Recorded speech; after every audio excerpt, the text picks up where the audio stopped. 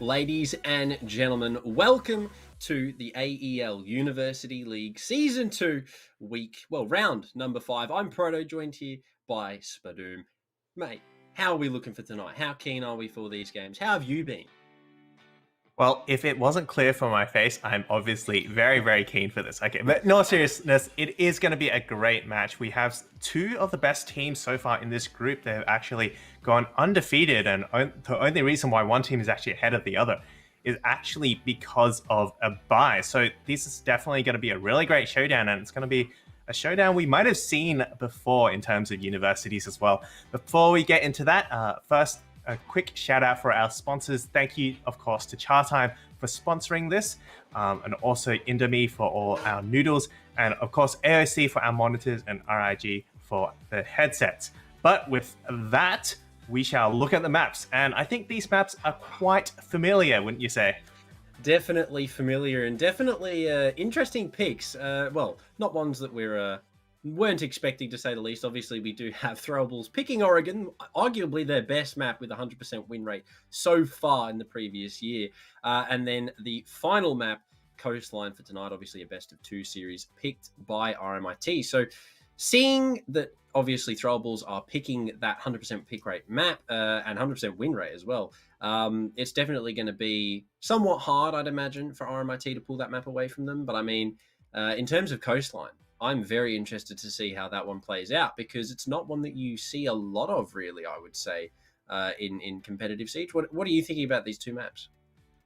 Yeah, same thoughts as you. Like, Coastline is just one of those maps where anything goes. It's less utility focused and more just pure, sheer brute force, get your way through the map, take everyone out type of play. And it's just quite a contrast, these two maps that we're going to be seeing here. We have the very, methodical standard Oregon compared with Coastline. Of course, we haven't seen Coastline in our seasons yet, so it's going to be interesting to see how these teams choose to play those. Speaking of teams, let's take a look at our teams for tonight. Up is Monash Throwables. Of course, we follow them a lot. They are the champions from last season, so a lot of returning faces. Owen, of course, known for his tactics. Proning. Pika, of course, a great player there as well. Skonic, Terracin, and Jumpstream, all very skilled players in their own rights, and definitely a team that has spent a lot of time playing together. A really, really good roster as well. I mean, the chemistry's there. They have the strategy down pat. I mean, Owen, as you said, it's his own strategy. He has a name revolving around it. Prone Wen for a reason, ladies and gentlemen. A shotgun in his hands is the end of obviously the round. But we do have another team as well. Coming up against them tonight is going to be RMIT, and let's have a look at their roster. Some familiar faces if you follow the Evo scene. Obviously, Sali used to play for Tayo.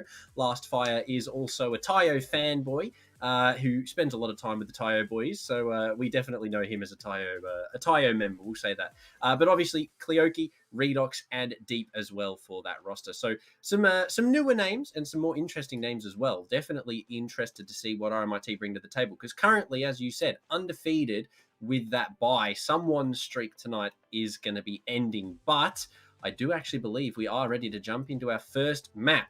Ladies and gentlemen, let's kick things off here with game number 1, Monash Throwables versus RMIT. Let's see who's going to kick things off with the first win.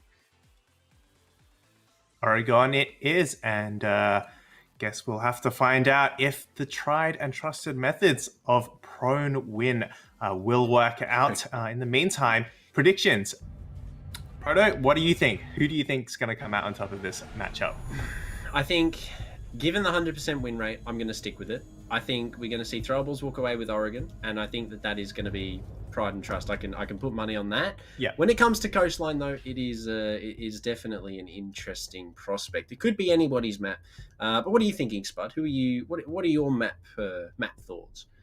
Coastline, I think it's going to go to a 7-5. It's going to be fairly close. I'd still put my money on Throwables. I hate to say it for RMIT, but I think Throwables will inch it out, but only just. I think RMIT definitely will have something up their sleeves and maybe be able to disrupt Throwables a little bit here. In terms of disruption, though, the ban's definitely not disruptive or unconventional per se. Thatcher will be the first taken off the board. RMIT will be removing him from play. Throwables, of course, are probably used to this. I mean, they do play this a lot. Carpet Man or Shotgun Ran. Oh, but with Flores being banned out now here by Throwables, it's not a map. Well, it's not a ban. Sorry, I should say. That we're not too unaccustomed to now seeing on Oregon. Obviously, Oregon is one of the. Oh, there you go. Throwables actually crutching Owen for some reason. But as I was saying, Flores is a really, really good ban for Oregon because due to the fact that it is a very shield heavy map and you do rely a lot on that shield play, especially for the bottom floor, Flores has really come into a place of his own on Oregon where he causes a lot of issues. And I think that that is a really good ban. Well, in the hands of Throwables, especially starting on their attack, they will be going to defense. So hopefully they're looking to obviously gain that lead and then use that operator ban to their advantage. But the final ban on defense, we're going to be kicking things off here. Round number 1, Throwables on the attack. RMIT are going to be kicking things off on the defense. Downstairs, laundry and supply.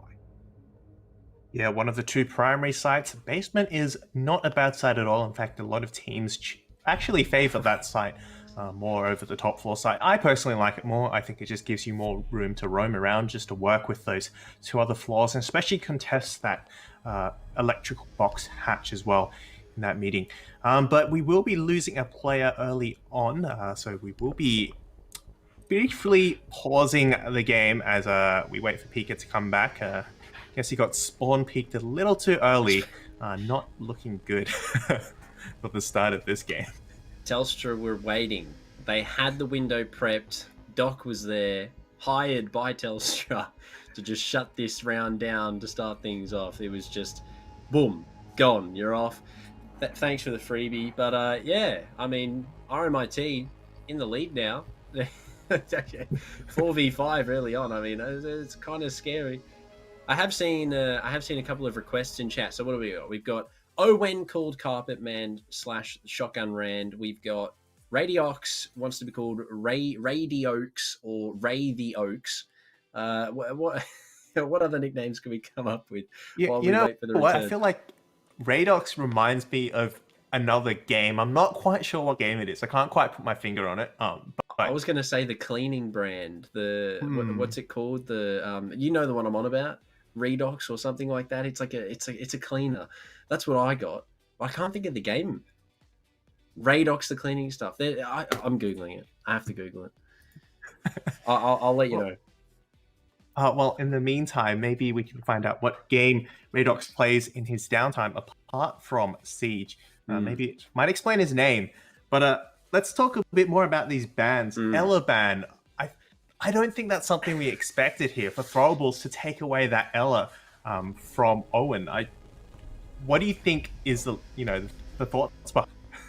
I don't know why Ella was banned out, especially by Throwables when Owen is so good at that Ella. But I feel like we're going to see them utilizing a different operator, maybe one with a shotgun. We definitely could see Owen on something of a Pulse or maybe even a Kavira if we're extremely lucky. Anybody really with an auto shotgun. Keep in mind, Oryx has one as well, Valkyrie, all sorts of these interesting operators that could be bought, especially on Oregon as well. Oryx could be really good on Oregon. Lots of hatches, lots of possibilities for rotates. We could see a change in the throwable strategy as opposed to sort of leaving Owen inside of the master bedroom close on the door and, the whole swing on round and thanks for the free kill because you can't see anything meta.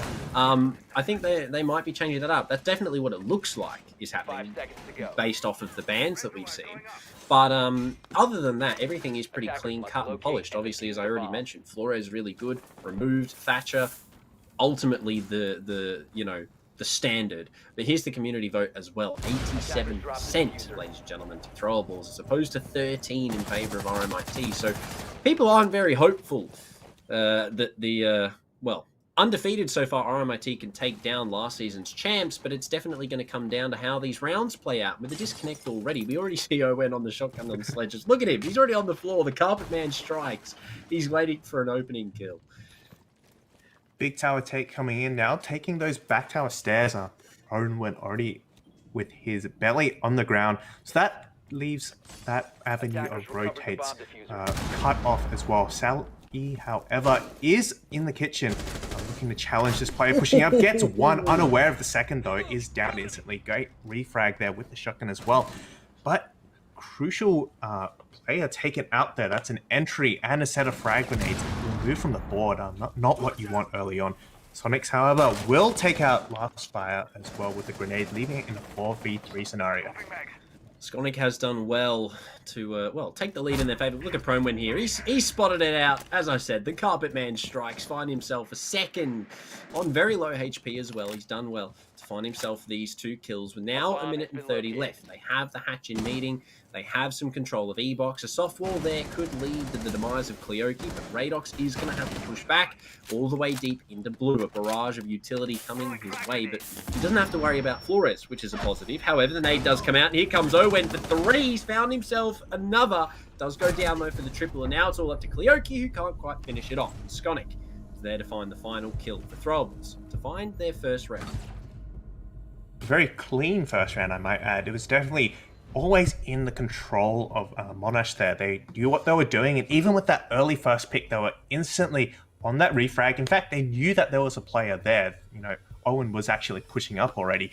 So definitely very, very well coordinated attack, and looked like RMIT just did not have much to answer back against them. It was very well done. I mean, as Owen did just say in all chat, the church of the M590. It's this man with a shotgun, attack, defense, on holiday, down the street. He's a menace. He will find kills. He will find a way to utilize that utility, which is just straight up the shotgun. And albeit, he found instantly the refrag from Kitchen, Siley finding the opener, obviously, and then instantly taken back down. Throwables had so much control of the refrags and the body count there. They were ready to get those kills back. They were ready to trade the players out, and they did it really, really well. Obviously, Owen as well then played for pick on backstairs, entered into blue off of his own nade. I mean, Throwables really looking good here on the attack. It's just going to be whether or not RMIT can make those adjustments that are needed to slow that push down, because Throwables took a lot of control early on and ultimately really put them in a good position to take into blue as quick as they did. But as I said, RMIT are going to have to switch up the play here if they want to slow that train down. Yeah, in order to do that, I really feel they need to put some roam presence, or at least some early game presence, a little further up into the map. They're just giving 3 kills is, yeah, not what I was going to say, but it will be a free kill. Owen gets the first onto the Rooney. I was going to say I need to contest a little bit earlier, but looks like that plan did not work out very well at all. Good, there you go. Good nade. That was a very good nade from Owen. The information, everything required. Oh, he's giving himself away now. Being chased by the shotgun is a scary prospect. Could see a second nade kill here for Owen. Will chuck it deep, however.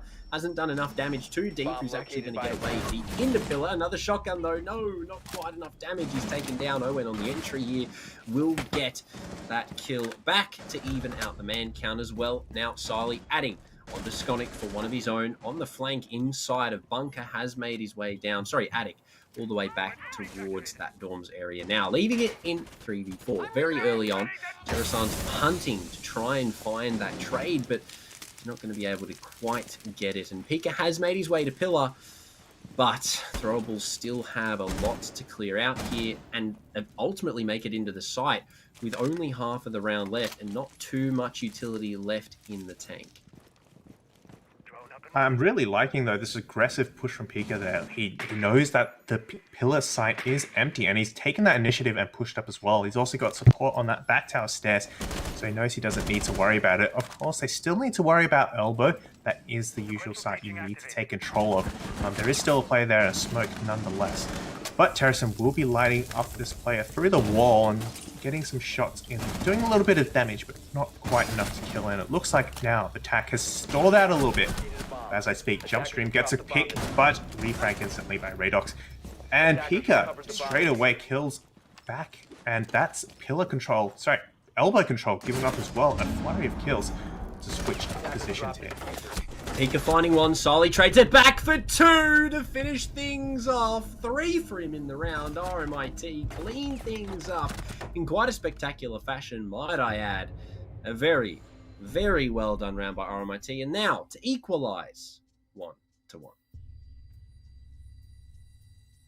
Definitely really well played there by RMIT. Some early aggression almost got punished hard, but fortunately Sali was there to pick up the pieces, managed to get a 3k1 early on in Attic, of course, and that aggression really came back to bite Throwables in the behind. I feel like perhaps Throwables' aggression wasn't warranted as much. They did push quite deeply into pillars, and they did, try to go for those refrags. And although they were great refrags, ultimately it just wasn't enough to win the round at the end. So maybe a little bit slower for them, and maybe a little more aggression for RMIT. I mean, the opening kill from Owen there with that nade, it just shows what level of information Throwables have. I mean, they knew where that player was, they prepped that nade, perfectly cooked, landed at his feet, bang, thanks for coming, opener.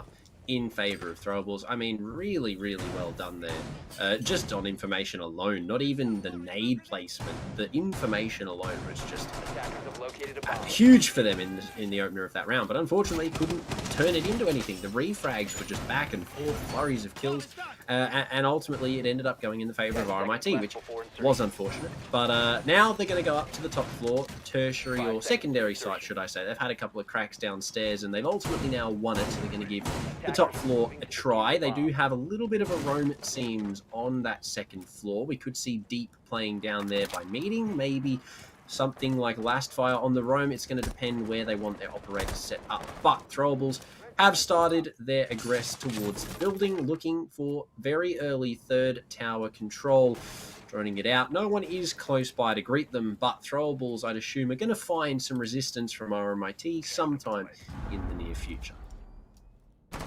Well, it looks like that attic wall is going to be open. That Maverick is in a position to do that. He doesn't even have to open a really big hole. There's no need for a Sophia here. You can just kind of open a small hole. It's covered by a wall, but what's not covered is Owen's head. Last fire with a nice kill there in the small tower. Two players together hanging out, and take out Owen early on. That's a great first pick to start off the round.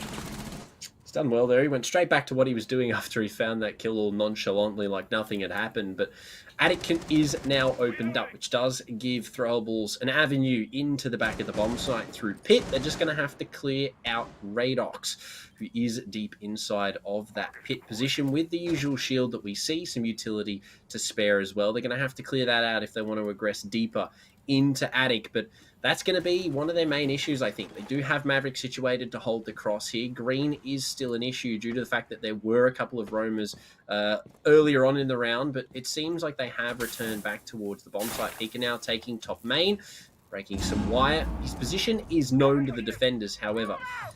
He does have a little bit more control now for Throwables, the stuns, etc. to come out here, trying to waste some utility, but Last Fire to find a second, takes down Jump Stream inside of meeting, has found himself two already, could just rotate off here, could be caught out. No, Pika misses the shot, and it will allow him now to possibly rotate off. Well, that just missed his head as well. Pika knows there's someone around. He's looking for him, but Kleoki, in the meantime, will find another. Pika doesn't know that there could be two players hunting him down solely. Swings on him, but Pika gets better of him. 2v4, that's the first kill for Throwables. Not looking good. Two players to the 4 and 40 seconds left to count down. Look at the time that Last Fire is wasting here. He doesn't even need to find these two kills with 30 seconds left. He's just burning down the clock. And I mean, look at the time they have left. 25 seconds. They only really have Attic wall open, and that is really it. They don't have main control. They're going to have to either choose to save or just send it up White Stairs. And that looks like what is the call that has been made. They are rotating over towards that direction. Here they are, the double swing up now. The Runegate will be there to greet them, though. They're going to have to either commit to the damage. One will go down, and the swing on round from Kleoki as Last Fire finds his third from beyond the grave. RMIT find themselves a second round. The roamers there were really the key players here. Last Fire, of course, with that early pick and also doing so much damage downstairs from that meeting area. It's just the fact that they failed to clear out those roamers and cut them off that really hurt Throwables there. Last Fire could, as you mentioned, rotate around, just waste time. He didn't need to do the killing. He just had to waste the time. And he did that so well. Just looking at the amount of time burnt off the clock, Throwables, definitely a great example of how powerful roaming can be in that small tower area. Small tower, kitchen, meeting, all when utilized correctly by a defensive side, can prove to be a large issue for the attackers to deal with, especially if it isn't dealt with quickly and efficiently, which unfortunately for Throwables, they didn't quite manage to pull off that round. They had good structure, they had very quick attic, they had very quick takes into the north side of the map. It's just they lost those players very early on. Last Fire, obviously, as we know, found those couple of opener kills, spent a lot of that time that the attackers needed opening up walls and setting the push-up. They spent that time hunting him down and only found him in the final 30 seconds once, again, everyone had pretty much already been taken out. So Last Fire really, really good for him there. RMIT needed that round. And, I mean, if they keep this up, the 13% could definitely end up turning into the first Throwables Oregon loss. But I don't want to speculate too much early game here. It is only 1-2, and Throwables are only just starting to warm up. Yeah, and if we look back at Throwables' record, they've done some questionable things on Oregon. They've looked like they were in a position where they were going to lose, but of course, then they just send it straight down laundry stairs, or they do something ridiculous, and they win, and there's just no stopping them. So although RMIT might have an early lead here, it's definitely not enough to say anything's set in stone. So definitely have to keep fighting there as attackers start making their way into the big tower. Big tower looks relatively free for them to push on into. No one is situated inside of bunks. We do see Radiox the top of white, but there isn't actually anyone in pit. There's no one in bunk. There's no one close by, which is going to allow ON to just sort of walk right on in. SMG11 holding the hatch here. There was one close by, but it was inside of meeting, and he's actually backed off here. Last Fire now droned out and spotted. Will take out the first. Could get Owen here as well. The shotgun not quite good at the longer ranges, but the Sniper 90 will pick one up. Taken down very quickly by the castle at the top of white for the refrag. 3v4, favouring the defense here. RMIT have done well. No defenders were on that top floor about 10 seconds ago, but Last Fire showed up and he was like, boys, we're not letting him in, finding himself a frag and ultimately causing the refrag to come out. They did lose one player, which was Last Fire, but Redox was there to clean up that refrag. And I mean, RMIT are looking good here for late round. Only a minute left, and Throwables they look really, really stumped here on the top floor. Yeah, again, this top floor is a kind of key component of this defense. It allows you to hold remotely, and of course, once you've time, you can fall back and still wait for the attack to come back onto site. I was, of course, worried there. It looked like they didn't have any players, but Leoki will answer and say, no, that is not the case. He gets one kill. Sonics will down him. So it is a 2v3 now. A swing there from Radiox just misses the Jackal, but Sonics will be tagged up as well. Almost managed to get that kill, but Radiox will clean it up. But Jumpstream, never mind, downs one and gets the other. Makes it a 1v1 against Deep, as we have 30 seconds left on the clock. Jumpstream just went huge inside of White Hallway, finding himself both of the aggressing defenders. He does have the Jackal ping as well. He doesn't necessarily even need to scan the footprints. He knows the location, but with only 10 seconds left, diffuser down in kitchen, he's going to have to force the drop. A lot of damage dealt to Deep now, who needs to just hold on for time to burn out. He's got to run away. The shotgun in hand. He will manage to land the shot, though. Jumpstream can't quite find it in the dying seconds of the fourth, and RMIT are going to put another round underneath their belt. And that suddenly looked really shaky there for RMIT. Yeah, like going from a 3v1 position all the way suddenly down to a 1v1, you do not want to see that. You don't want to be throwing away those free rounds. And against Throwables, yeah, you need all those rounds you can get. Fortunately, Jumpstream did have the better shot. Jumpstream did not have the better shotgun. He had the pocket shotty, and Deep had the infamous M590. So it looks like that was just the better gun for the situation. Could have ended badly had he peeked out a little earlier, but fortunately for him, he does pick up that last kill and another round for RMIT. In saying all of this, though, hats off to the effort from Jumpstream there. Single-handedly almost pulled that round back from the brink. I mean, he did almost get siege timing by Radox. at the top of the light. We saw it just on Observer. He looks left, and as soon as he looked left, he'd been holding it for the previous 30 seconds. Castle peeks on out. Almost caused an issue at the end of that round, but fortunately, he finds the frag all the same, and the round continues. But RMIT now in the lead, 3-1. Not honestly what I was expecting, especially given Throwables' track history on this map. But RMIT are pleasantly surprising me right now. They do seem to have their heads screwed on, and they're definitely clued in. But something that you have to think about as well is obviously the bans give away a lot here, because Throwables banning out Ella, that could be them trying new strategies. This could be Throwables testing new things, testing new waters in terms of how they play Oregon. This could be, you know, something that we've never seen before. But it is still too early to say. It's going to be how they play on defense, and with Sarli hitting a shot like that very early on the jump stream, he's not going to be clutching any more rounds, or attempting at least, for the remainder of this one. Yeah, Throwables still have the defense to go, but, you know, if this continues, they might not have too many rounds to work with there. That's an early pick, of course, onto jump stream. The Jackal removed right off the board. Sarli gets away scot-free as well. Definitely a great start.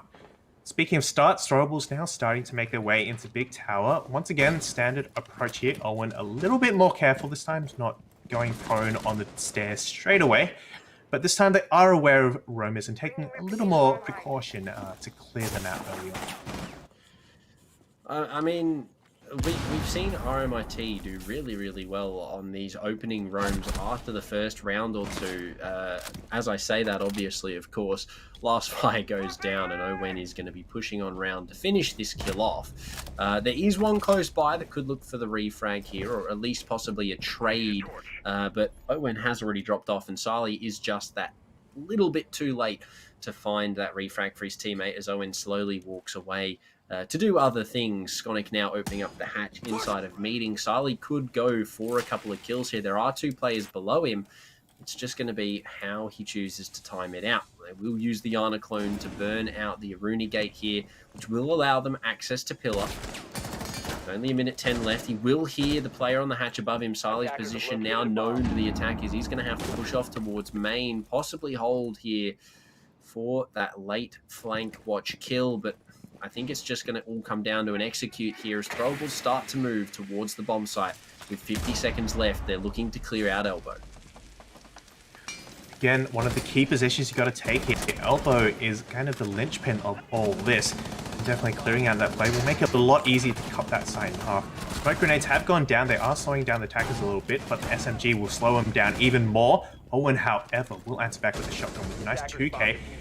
Diffuser is going down. It has gone down. No, it has not. Sarli actually on the late flank, a 1v2 now as Deep and Sarli cleaned that up. What looked like a sure win for Monash suddenly thrown away as Sarli and Deep clutch up. Throwables. It's in the name, ladies and gentlemen. A round that definitely looked very healthy and prospectful for them. They had the site control. Owen walked in, cleaned up the site presence, but they hadn't dealt with Sarli. And ultimately, that came back to haunt them at the end of that round as he waltzed on in from behind and picked up, I believe, 2, if not 3, on the retake. I mean, RMIT right now are looking very, very good for a team that ultimately the community didn't have much faith in. 13% to 87 in favor of Throwables. Right now, RMIT are looking really, really good to cause an upset here on a map that Throwables ultimately have crowned as their own, given their past sort of play dates. I mean, Throwables right now aren't having a very good night on Oregon. Yeah, apart from that first round, RMIT Black, sorry, not RMIT Black, RMIT have taken it away. What? That's 4 rounds in a row. Yeah, 4 rounds in a row. Easy peasy. No difficulty. Yeah. What do you do? Throwables need to change something up here. Clearly, maybe this new strategy isn't working out, or maybe they kind of need to start, you know, getting things together. We have seen them kind of, you know, sometimes muck about a little bit early on in the rounds, but this is not the time to be doing so. 1-4, no matter how defender-sided the map is, if you go to 1-5, that's a really, really tough battle.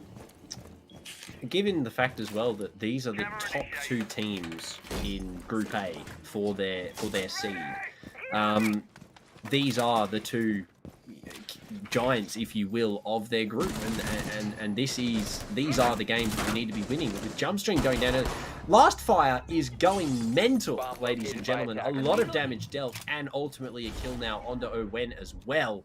I believe he also managed to be the one that downed Jumpstream, or was that from sight? I'm not too sure, but either way, Last Fire on these roams has been huge, pivotal even for RMIT, finding these opening picks, finding these opening damages, and he's going to get away again, largely unpunished and unscathed. The nade here from Skonic, looking to try and equalize, at least maybe get some damage back, but Jumpstream will finally be revived by the attacking side, I believe. Was that a C4? I'm not too sure. It looked like a bit of an explosion, but oh, Kleoki, oh, through the window, Skonic there to clean up the frag.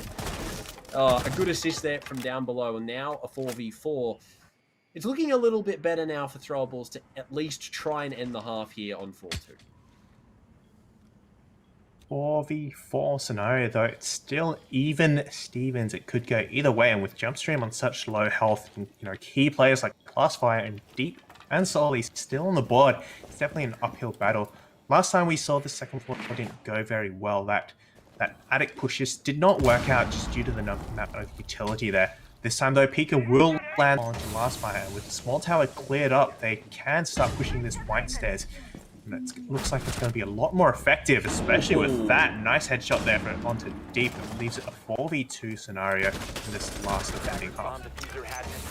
Sally there to at least find one back in the favour of RMIT. Aggressing up white stairs, has walked into the site through the rotate. Sally will find one, but Pika there to find both. For 4 in the round. Throwables needed that on that half.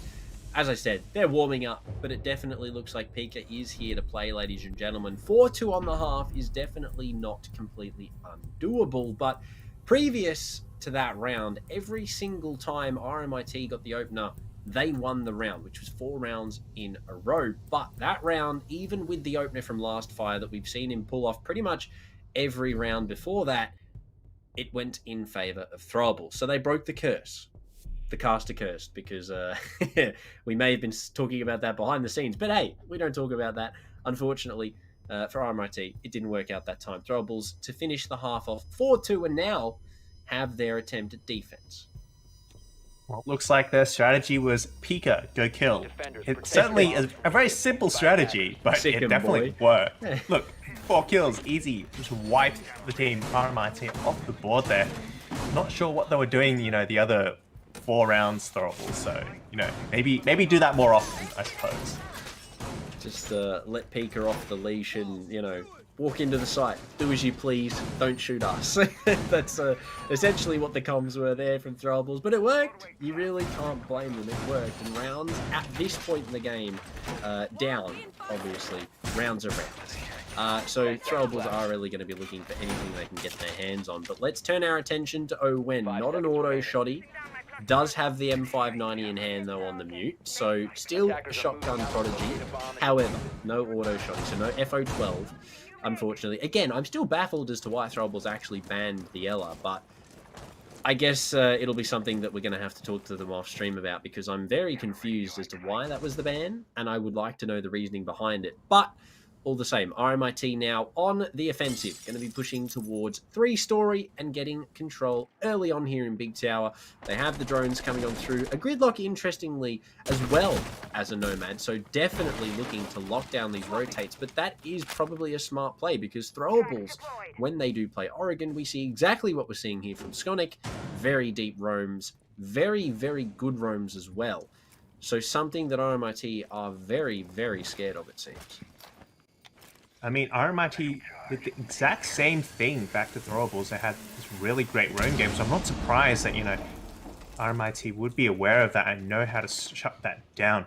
Sonic's now in that exact same position where, a lot of kills early on from Last Fire, but looks like a C4 and a falling back down. No, he's still there. He's actually just holding this position very aggressively, waiting for that peek out. He sees a Nomad air jab, just doesn't swing though. He knows that there's another player watching as well. Bit of a no, bides his time, just waiting for the right moment. And we're all just waiting for the right moment here as Kleoki just threading the needle there. Very, very careful not to lose his life. But Sonics will bugger out, and it will be that attic wall opened up for. And with attic control now, RMIT pushing on down. It doesn't matter. Terrasan is there to greet them with the MX4, as well as now Diffuser down. The opening pick in their favour. They're just going to have to hold on to the site here. They are pushing on deep to try and retrieve the Diffuser. Redox has managed to find it. First smoke grenade, possibly... no smoke grenade, sorry, there used. It looked like there was a smoke grenade thrown out there. It might have been an alibi clone, but either way, something was thrown. It wasn't a smoke, though. Terrasan holding on the long angle. Do have a good ability to hold down tower here, but it definitely has sort of ground to a halt for RMIT. They are sort of just looking for any pick they can find, but with Jumpstream being the only person finding any sort of kill here, last fire falls, and it's now only 37 seconds left for the RMIT boys to execute anywhere near the site. They have Sali positioned at double. They had one position bottom wide, it seemed, and someone in attic. They need to make something happen here, but look at the positioning from Owen. A lot of damage taken, but a lot of damage dealt. He finds it with the M590. Redox to find Skonic, though. 18 seconds, Sali on the Pico. It's all falling apart. Redox will find Terrasan. No Jumpstream and Owen. They need to clutch it out. One goes down. Oh, it's a 1v1. He needs to plant. 8 seconds left, but Jumpstream doesn't know where he is. The bomb's been stopped. He's pushing for the kill, and he finds it. Redox to take out pretty much everybody for RMIT. Wow, what a round. I seriously, I have to admit, I doubted RMIT's ability there. I thought pushing only from attic, a very one-dimensional push, might not work out very well. But never mind, I spoke too soon. Radiox manages to pick up that last kill after a flurry of kills back and forth. And refrags, it came down to a 1v1, and ultimately Radiox, with the better gun and the better information, able to take out that Capcan to seal off another round for RMIT. 5 rounds up against the 2. This is definitely a really, really good position for RMIT to be in. What just happened? It would look so good for Throwables, and it just fell apart so quickly, and RMIT walked away with arguably a round that was not theirs to take, and they took it. Wow, very well done by them. Huge explosiveness onto the site. I mean, with little control that they had, they definitely made something work. But I mean, wow. Throwables caught lacking, I think the kids would say these days. Unfortunately, Owen just taken down. I mean, everybody there really just sort of got cleaned up at the end of the round by Redox and Sali there on entry. I mean, very well done by RMIT, sort of just making the best of a bad situation. Very, very well done from them. But another attempt now for Throwables on the top floor. They are going to be running it back. They don't want to at least find a round here before they attempt downstairs. Skonic very aggressively peeking at the main double door here, looking to find maybe a cheeky spawn peek. Will spot the drone, and he's actually going to choose to fall back downstairs to the safety of the bomb site. Not safety of the bomb site, but the safety of his roam area, should I say. The tower is now already being opened up by RMIT. Once again, a repeat of the same strategy, opening up that attic wall and pushing from there. I just really hope that they choose to have a little bit more of a split push. Maybe put some pressure on that game's wall. And in fact, we see no one there.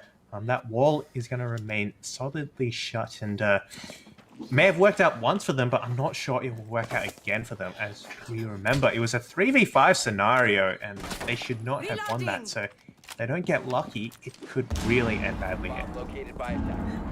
Well, Pika clearing out that flank utility placed down just then by Kleoki, who I'd imagine is quite upset about it, is going to rotate off. They haven't put any bodies towards that main side of the map. They aren't too interested in that main wall at all. They only really want control of attic.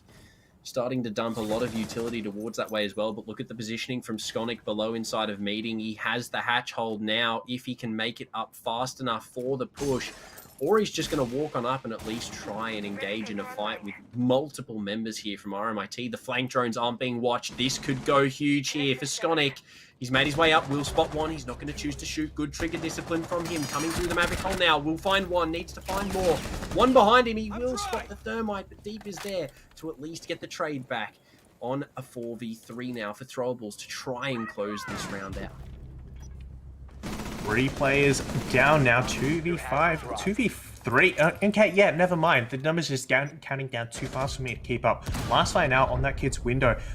We'll get another kill on Sully. Oh, yeah. So much for Caster's Curse. It will be Caster's Blessing. Easy clap there. Grenade tossed right into the corner. That Alibi had no idea what hit her. As we're actually on match point now. Match point. And I can't believe I'm saying this. Wow. But for RMIT. Throwables, what is happening? Their map, arguably, 100% win rate. What is going on? The Ella ban here, that could be the undoing of it. I'm putting it all on that. Owen would have 50 kills right now if he had the FO12 available to him, but he doesn't. And I think Throwables are really paying for that. I honestly don't know what has happened here. RMIT have just turned up the heat. And Throwables just seem so stunned that they do not know what to do. Keep in mind, huge performances from Pika and Owen, 9 and 8 kills each respectively. But I mean, look at the side of RMIT. Radiox on 4, Last Fire on 7, Sali on 12, and then the supporting 3 and 4. I mean, RMIT right now have really shown Throwables, hey, you guys might not be the only team that can win Oregon. We're going to win it tonight, possibly here if we can close it out. Don't get me wrong. We could still see a 4-round comeback and then subsequently overtime. However, I don't reckon that'll be the case. I would love to see it happen, though. I would love to see the OT happen. It's going to come down to how Throwables play the remainder of these rounds, but look at this very quick rush. It's going to be straight down Freezer here for RMIT. No. They're piling on down. Last Fire leading the charge. Pika's still putting down ADS as he hears them all. The call's been made. They're deep. All 5, they know that he's here. They're going to have to ingress to the site. The first one goes down. The refrag is there, but Pika's already found 2, and it's not looking good. Oh. What was looking like a really great rush might actually have fallen apart here. That's Onyx has actually made the perfect pick. It will be the clash here. It brings it back. That information paying off, and Jumpstream gets taken out as well. It's only a 1v5. Aoki gets 1, makes it 2 with a headshot, but Owen cleans it up. And what just happened there? Jeez. Oh my goodness. Pika there ultimately was just the iron gates at the front of the estate. You're not coming in, 2 openers. Ultimately, I would say putting Throwables in probably the best situation to clutch that out. And then the clash rotated on down. It was really quite poetic. She put the shield up and told the Muppets to leave, and indeed they left. And now Throwables have found themselves another round, 3-6. They need 3 more. It's a good start here, but it's still going to be a relatively grindy game to get back to 6-6. We will see Terrasan 6ing off onto that clash again, which has just proven to be so beneficial to them in that round. Throwables are definitely looking to recycle that operator back into the pool here and possibly get themselves another round, edging them closer to 6-6. 3 rounds, definitely an uphill battle, but if it goes anything like what we just saw, it could be a quick climb back to parity, back to overtime. In fact, that clash pick looks like it's going to be sticking here, as we've mentioned. Definitely did a great job of slowing down that rush. I just wonder how it will go, slowing down the kind of pure fragging power that Radiox and Sully bring, and especially with that Capital Fireball, it might not end so well for Terrasan.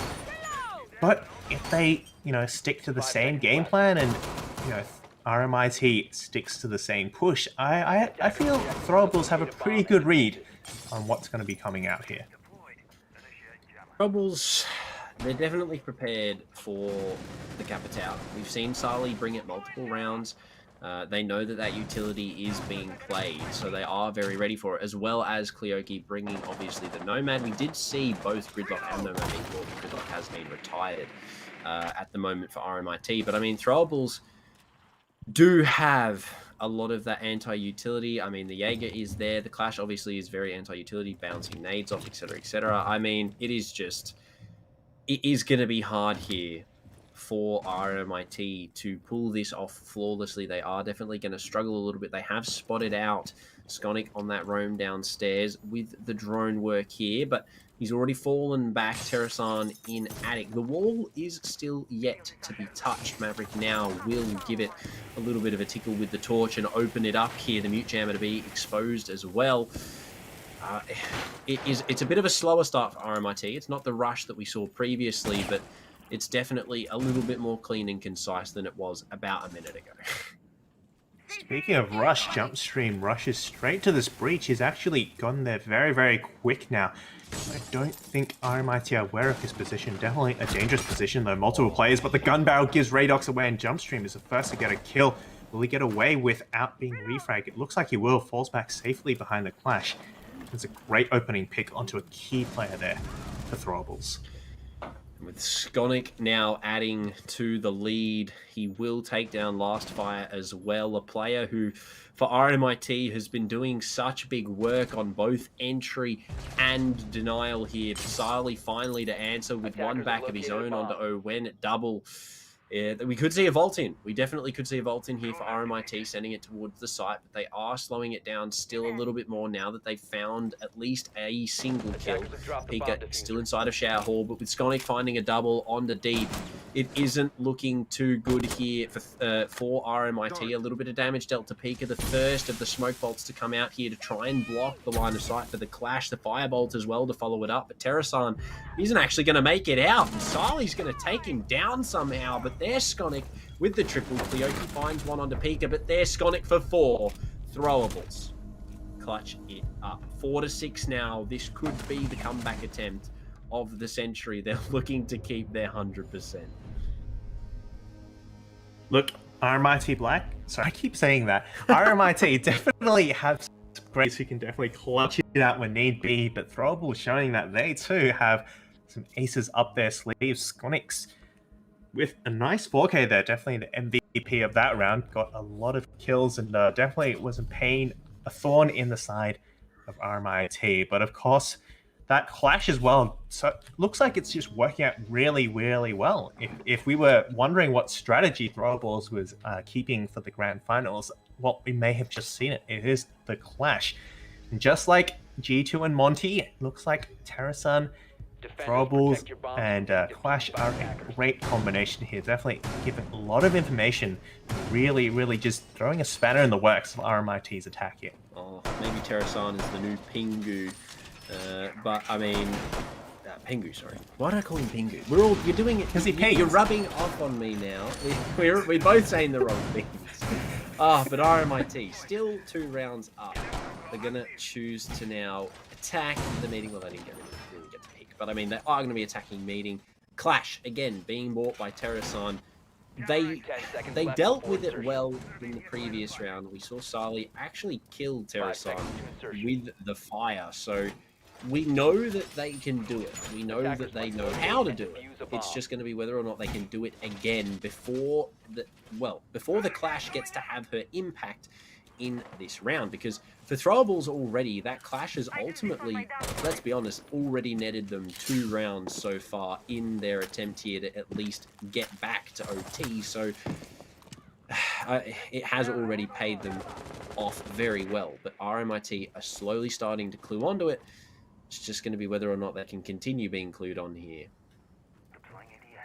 I do like the fact that RMIT are being a little more thorough, especially with their drone work, and just making sure they look for those roamers. We saw, for example, last game, we saw that player in the basement getting spotted out, but Owen will not be spotted out, and this player might actually run into him. He will get away with his life. Radiox knows he's there now, and it's a bit of a battle of the wits as both players just looking for the right opportunity.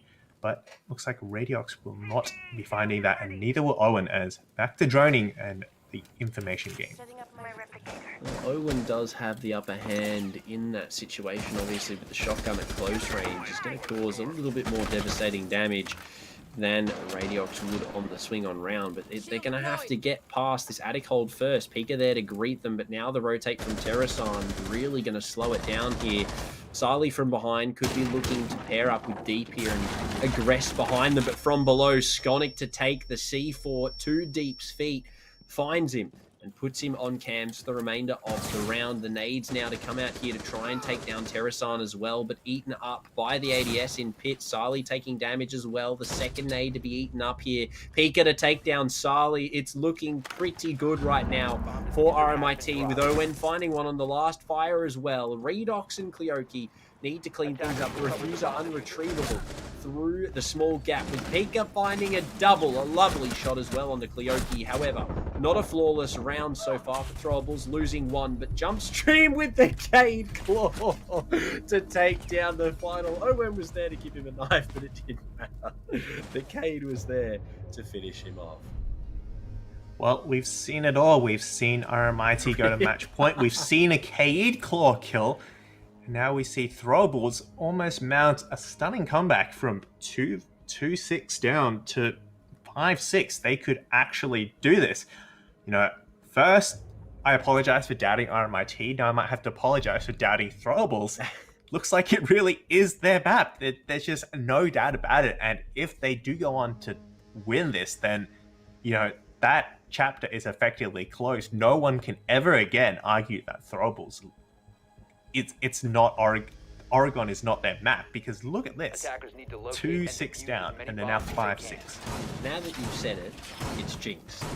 Oh, now yeah, that true. you've said that Throwables are coming back, it's jinx. So knock on wood. Let's hope that they can at least take it to OT. An OT map on Oregon would be good. It's something that you usually see on Oregon as well. Oregon, as we mentioned at the start, it's more strategy heavy. It requires a little bit more patience and thoroughness from both teams, respectively, both defense and offense. And the way Throwables are currently playing their defense is just really, really good. However, putting Skonic on the Clash, someone who has been ultimately one of your best frag getters in the last 3, arguably 4 rounds, might not be the play, Chief? I'm not sure, though. I could be wrong. I could be pleasantly surprised here, but it is an interesting choice from Throwables to have him on that Clash, but I mean, Clash all the same has still proven to be an issue no matter who plays. I believe this is the 3rd person we've seen on the Clash rotation with Throwables, so RMIT still need to deal with that Clash, and it's going to be whether or not they can deal with that Clash again. Well, guess we'll find out. Looks like, once again, a bit of a turtle hold this time. Not once again, because this is quite different from the kind of the hold we've seen Throwables perform so far. Usually they have quite a heavy roam setup, but here it looks like it's mostly on this basement site. Of course, it is facilitated by having this Clash, who is going to be the one who's pushing up early, getting that information, and does know that there are players there, but of course Pika and Jumpstream will be there to hold the cross. Pika that makes a wild swing there, but it will be Sully to find the first onto Jumpstream. And now, with Jumpstream on the floor, this is going to be a little bit harder to hold that Clash now, but Owen there will be able to get the finisher off with the smoke as well. A little bit of damage dealt to last fire just to make sure Diffuser down. They will have to retrieve it. Zping's here for Skonic to try and provide his teammates with the required information for a swing. Pika riding up the back of that shield, looking to play for the picks here when stunned out. Will spot the head of one, can't quite land the shot. A lot of damage dealt, but Owen to find a second outside of bunker. Will be able to take out another one, but from behind, Sali takes out the Clash. Pika there for the refrag, though, for 2. Gets taken down by last fire, however, with 1 HP left. Throwables, they need to only hit him once, but that smoke grenade could cause issues. It's going to force the rotate into Terrasan, who's there to claim the frag, and Throwables, all the way from 2-6, are going to be taking us to OT, ladies and gentlemen. We have a game afoot. What a way to do it as well. Terrasan on the deck like his captain, hugging the floor. I guess Owen has really passed on his skills to the rest of the team. And yeah, look, I saw it in the caster screen. I saw it there, but there was just not enough time to react. And that's the whole point of it. And that will be how many? Four rounds in a row. Very similar equaling. to what RMIT did. Yeah, exactly. 6-6 now. And once again, Monash on the defense. So they will be continuing this momentum. And that might be what tips it over the scales here. I believe it's actually been in the same order. 1 round to throwables, 4 to RMIT, 1 round to throwables, 4 rounds to throwables. Now is it going to be back to 1 round to RMIT? You never know.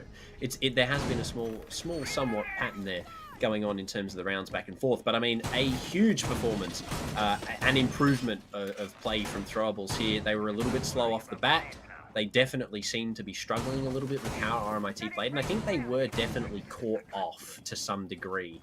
But on their defense, they definitely have switched gears and really adapted quite well, I would say, to the style of RMIT. Whether or not they're just better on defense, we have seen them perform a lot better on defense in the past. We have actually seen them go down on splits, starting on attack and then ultimately clean up on the defense. So, I mean, throwables now also getting defense at the split for OT here is going to be quite beneficial, because that could set them up for that 7-6 to hopefully go on to an 8-6 to retain their 100% win rate. But RMIT still yet to win a round in 4, so they're definitely looking to put another little +1 on their round count. Pika, all the way up, so close to finding Radiox here to open things up, but he's going to have to slink back downstairs. Once again, this kind of con and elbow hold with the Clash as well. Clash has served throwables so well in the last 4 rounds. Every time they've brought it, it's netted them so much. Definitely not surprised to see it back once again in Sconix. We questioned whether it was the right idea to put him on Clash, but it looks like it will be working out very well. Pika already peeking this hatch. Doesn't quite see this player. Oh, he does. I spoke too soon. Last spy goes down as Pika lands a nice headshot.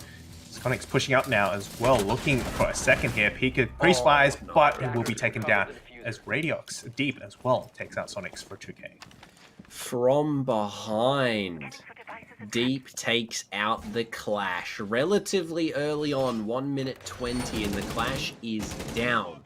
Ladies and gentlemen, this could be the round that RMIT finally find themselves that leeway, because Clash really was the linchpin. She was causing them way too many issues and not enough time to deal with. I mean, now that she's gone, Sarli on 16, by the way, like 16 frags for himself. Now that the Clash is gone, they're going to have a relatively, I'd imagine, easier time aggressing towards the site here. They now have pillar control, blue as well for Sarli, who's pushing his way through. The nade close to try and clear out that shield that Terrasan is playing. Indeed, it will go down. Smokes for the long hallway as well to facilitate the cross here. Deep with the diffuser in hand, looking for a plant with only a minute left. Terrasan doesn't spot the head of one. He's sort of curious towards the hallway, but here come the Toxic Babes, the first one to come out from Owen. Jump stream on the cross here. This is going to be a relatively hard plant for RMIT to pull off, but throwables are in a good position to try and clutch this round out for 7. Radiox now going for that long rotate. He does have some time to work with, and definitely do have the players as well, but Jump Stream, throwables, all of them are holding really great positions. They've got those crosses and making it so difficult. Radiox now looking to challenge that by pushing out Jump Stream in this freezer, but he's just got the better positions. Also trying to push through the smoke and not the play here, but Deep does manage to down Owen, takes him out as well. Jump Stream answers back. Radiox finds a second, and it will be a 1v3 now. And attackers, actually, RMIT finally win a round. I guess you were right. There is a pattern. It looks like RMIT are falling back into it. They will take out another round once again on match point. Very well adapted by RMIT. They were playing for the Clash, and they were quite fruitful. I think there for throwables, it was an issue that came down to it was just the over-aggression. Clash all the way up to the top of those back stairs didn't only cost them the Clash, it also cost them the life of Pika, who, for throwables, has been a pivotal fragger especially placed behind that clash. And now, obviously, losing them that early on has cost them. Set down again, 7-6 in the favour of RMIT. Throwables are now going to have to win an attacking round, which they only did twice. So keep that in mind. RMIT have only won 3 of their own, though, similarly. So could Throwables win 3 of their own, winning this round to take us to 7-7, max OT and go back on the defense, which will keep the pack going? Or are we going to see RMIT close this out? It is all very, very interesting, ladies and gentlemen. This has been a game, to say the least. This is Siege, and this is what we love. This is why I do it. This is the pinnacle right now. These two teams are really slugging it out, but that is why they're the top 2 of their seed. Well, I'm just going to stop making predictions now, because at this point, there is no point, right? Like, it could go either way, and I think I've learnt my lesson about saying a team will win or a team won't win. It just doesn't work out like that, and I think, as you mentioned, that's one of the great things about Siege. You never know until that very, very last moment. It can go any way. I mean, Throwables 2-6 down, and now it's 6-7. Who knows? Maybe a rush will work out. It didn't work out for RMIT, but it could work out for Throwables. Sally's already on 75 health, so might as well. You've already started the train. Might as well keep going. You've already found yourself some early damage. You might as well just send it. But last fire again on this style of roam. Pika does have a drone there though, so they know his relative position. Now, Owen, this is interesting as well to mention. Lion, first one we've seen tonight here, ladies and gentlemen, being brought to the party. Trying to actively shut this roam down here for the Throwables. They know that it was something they struggled with in the previous rounds, and they're looking to rectify this issue that is essentially just last fire. They have got some backstairs control. They are very weary, however, of these vertical holes that have been opened up by the Uni. Jumpstream now droning on in with the clone there. Is shot out relatively quickly by the elbow player, which I'd imagine is going to be Radiox again deep inside the blue. A minute 30, first smoke to come out here. Still yet to see an EE1D from the attackers, and still yet to really see them actively pushing Last Fire, who is just, from what we recently saw, chilling inside of Armory, waiting for some aggression. But here comes the utility, starting to try clear this elbow. The first E1D as well, the nade to be eaten up, the shield destroyed, reinforcing the wall, and RMIT are now going to cost Throwables that little bit more time. Yeah, this attack is really, really stalled down.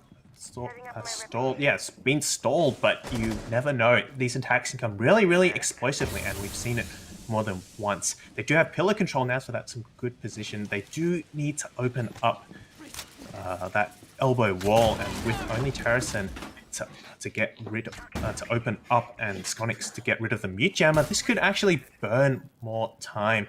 Still 5 players left on the board for both sides, 40 seconds counting down. This is going to be explosive. No matter who wins, it's going to be crazy, and I'm just going to, I'll just let you do the casting here, because I think I'm going to run out of words.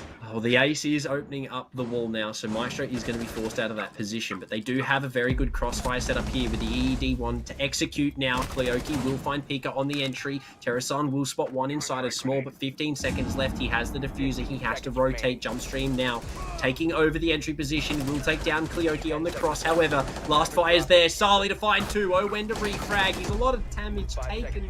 The E1D can't quite shut down that defender. It's not a damage-dealing piece of utility. It's a good half in chat early on, and RMIT to close out what I would describe as one of the best matches that we have seen so far in these 5 rounds of the second season of AEL, and RMIT will dethrone the Throwables as the Oregon champions. No longer are they undefeated.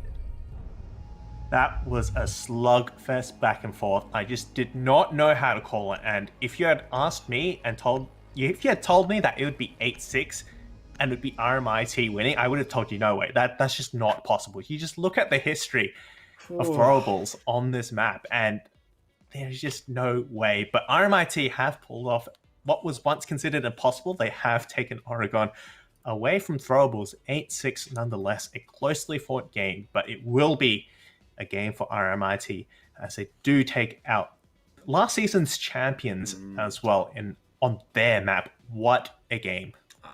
Another highlight for me there is just Sali, 18 and 10, almost 20, so close.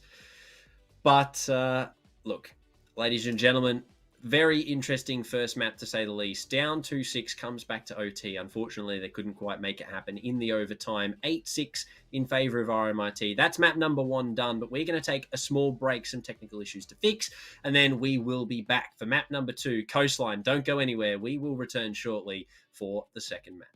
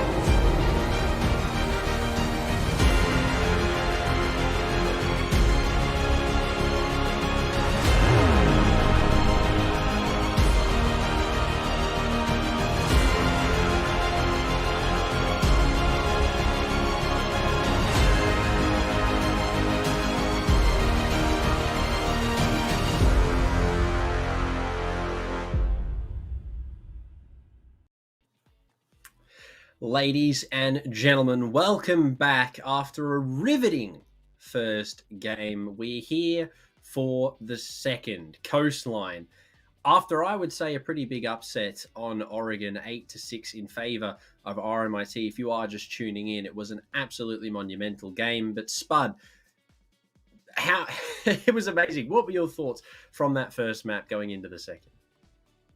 Well, my thoughts from the first map going into the second is don't make predictions ever again because I can just never nail down what is going on. At the start, I thought Throwables, it's their map, Oregon, they've never lost it, so they're going to win it. But no, RMIT had something to say about that 6-2 on match point.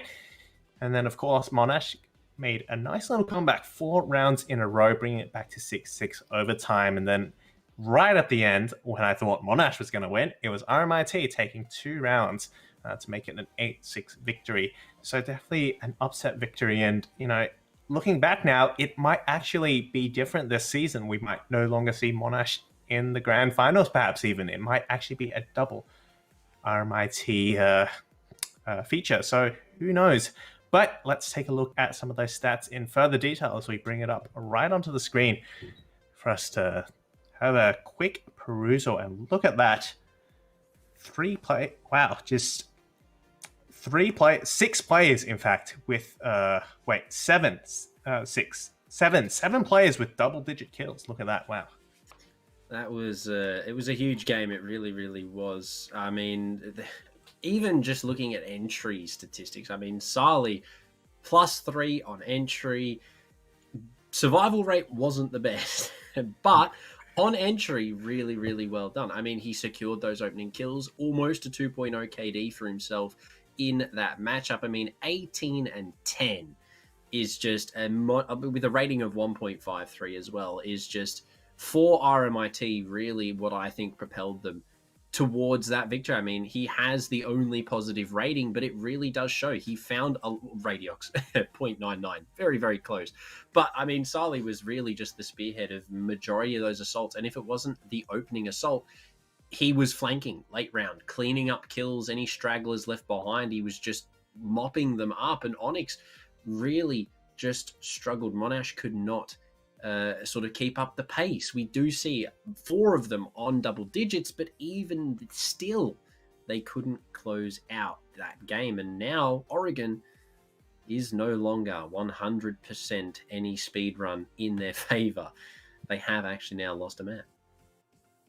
yeah, and sometimes the stats don't tell the entire story. I mean, if we look at the rating, you might say, oh, less than 1 rating, but if we just think about how they played and we just look back at that stream, it was a monumental game. All the players really firing on cylinders. I mean, Jump Stream, for example, he may have got, it's 11-11, so,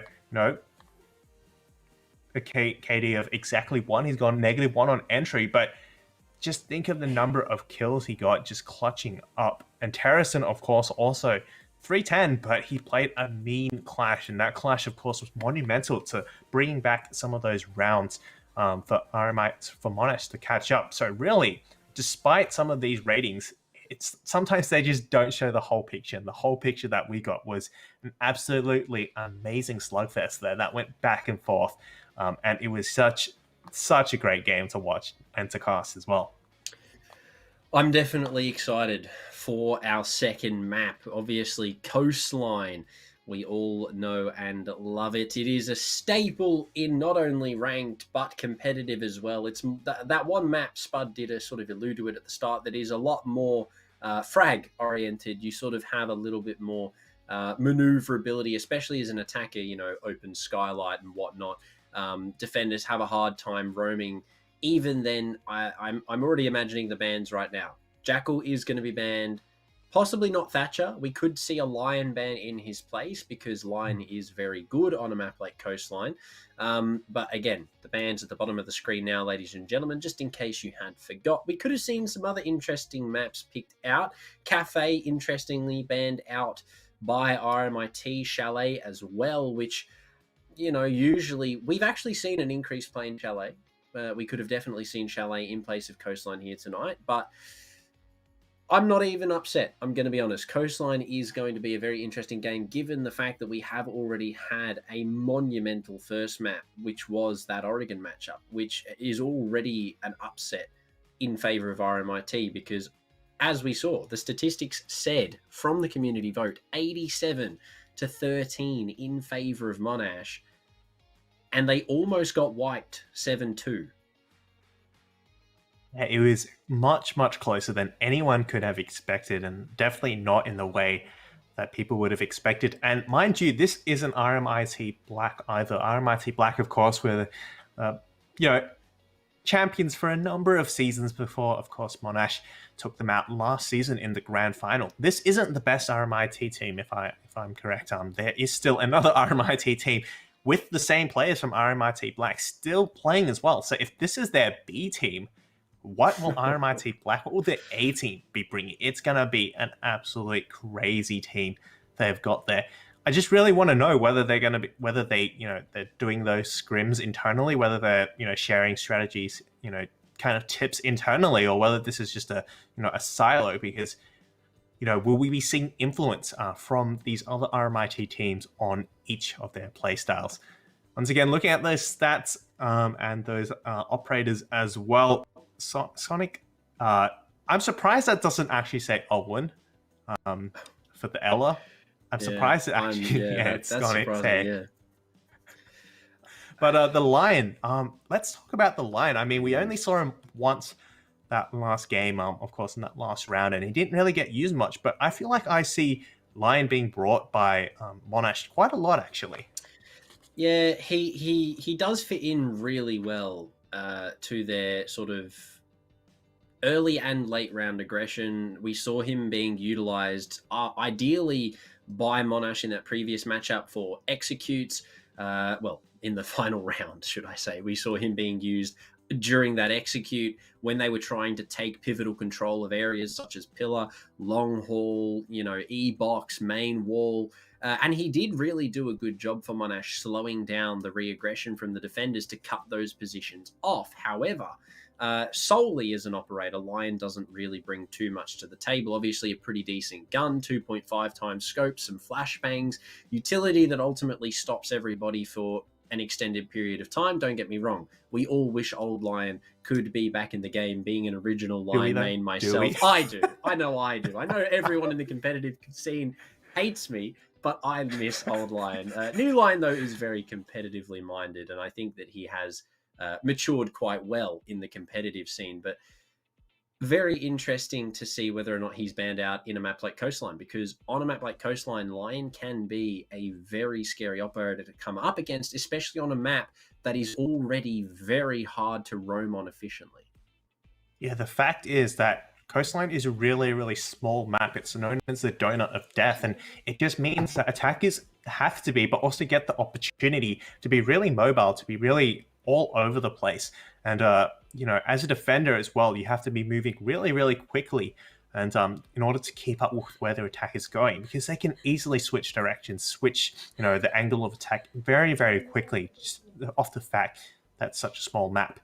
Of course, there's also the fact that this can help the defense as well. It means the defense can be in one place and then quickly fall back or rotate over to help someone else very quickly. And so all the more for a reason for Lion to be so powerful, it can stop those rotates and really help isolate some of these players as they get cleared out.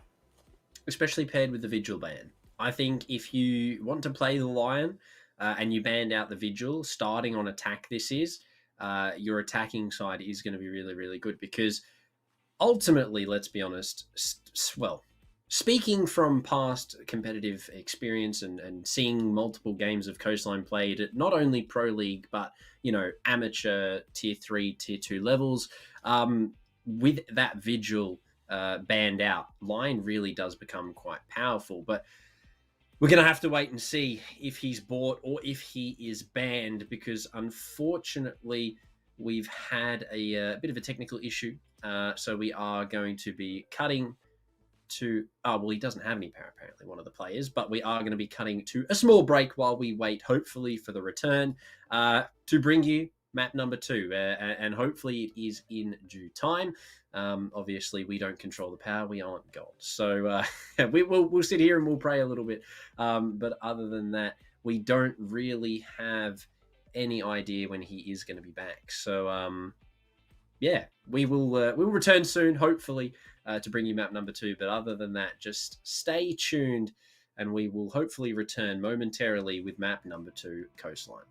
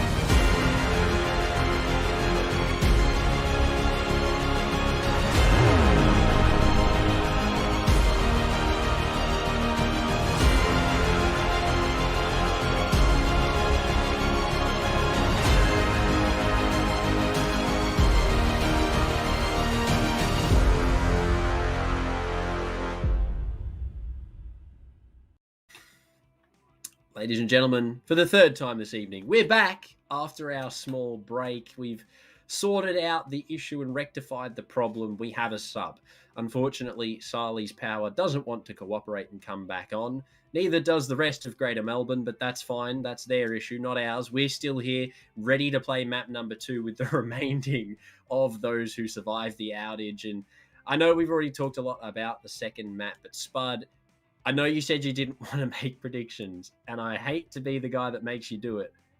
But given what we've seen from map 1 now, that we've had RMIT have a sub, could we see a switch in the favour? All right, so my original prediction, of course, was that Throwables would win this next map, but very close, and I still am of that opinion. I mean, yes, they have lost a player, but given just how well they've been playing, I think that kind of evens out some of my expectations about who would win. So maybe we'll still go to 7-5. I just am concerned about the kind of mental toll that it has, this huge kind of break that kind of breaks the momentum, and also the fact that they lose Solly, one of their great players, and also the fact that their IGL, Solly is their IGL, and losing an IGL is no small thing, especially in a game like this against a team like Monash. Given the performance that they had, not only the performance, but the single performance from Sarli, 18 and 10, as you said as well, he's the IGL. He really is one of those pivotal players for the RMIT boys. And unfortunately now, having been removed from the game due to external issues, RMIT, I think, are definitely going to suffer. Having lost the IGL, a lot of those calls that could be being made, they just won't be. They're going to be struggling to pull these things off. But we do have the lobby ready to go, ladies and gentlemen. Very soon we are going to be kicking off into our second map, which is going to be, as we've already alluded to, Coastline. One of the more interesting maps in the Siege competitive scene, but one that we aren't very upset about seeing. I am definitely excited to go into Coastline. It's not one that we see a lot, but it is one when we do see it, usually ends up being a pretty good game.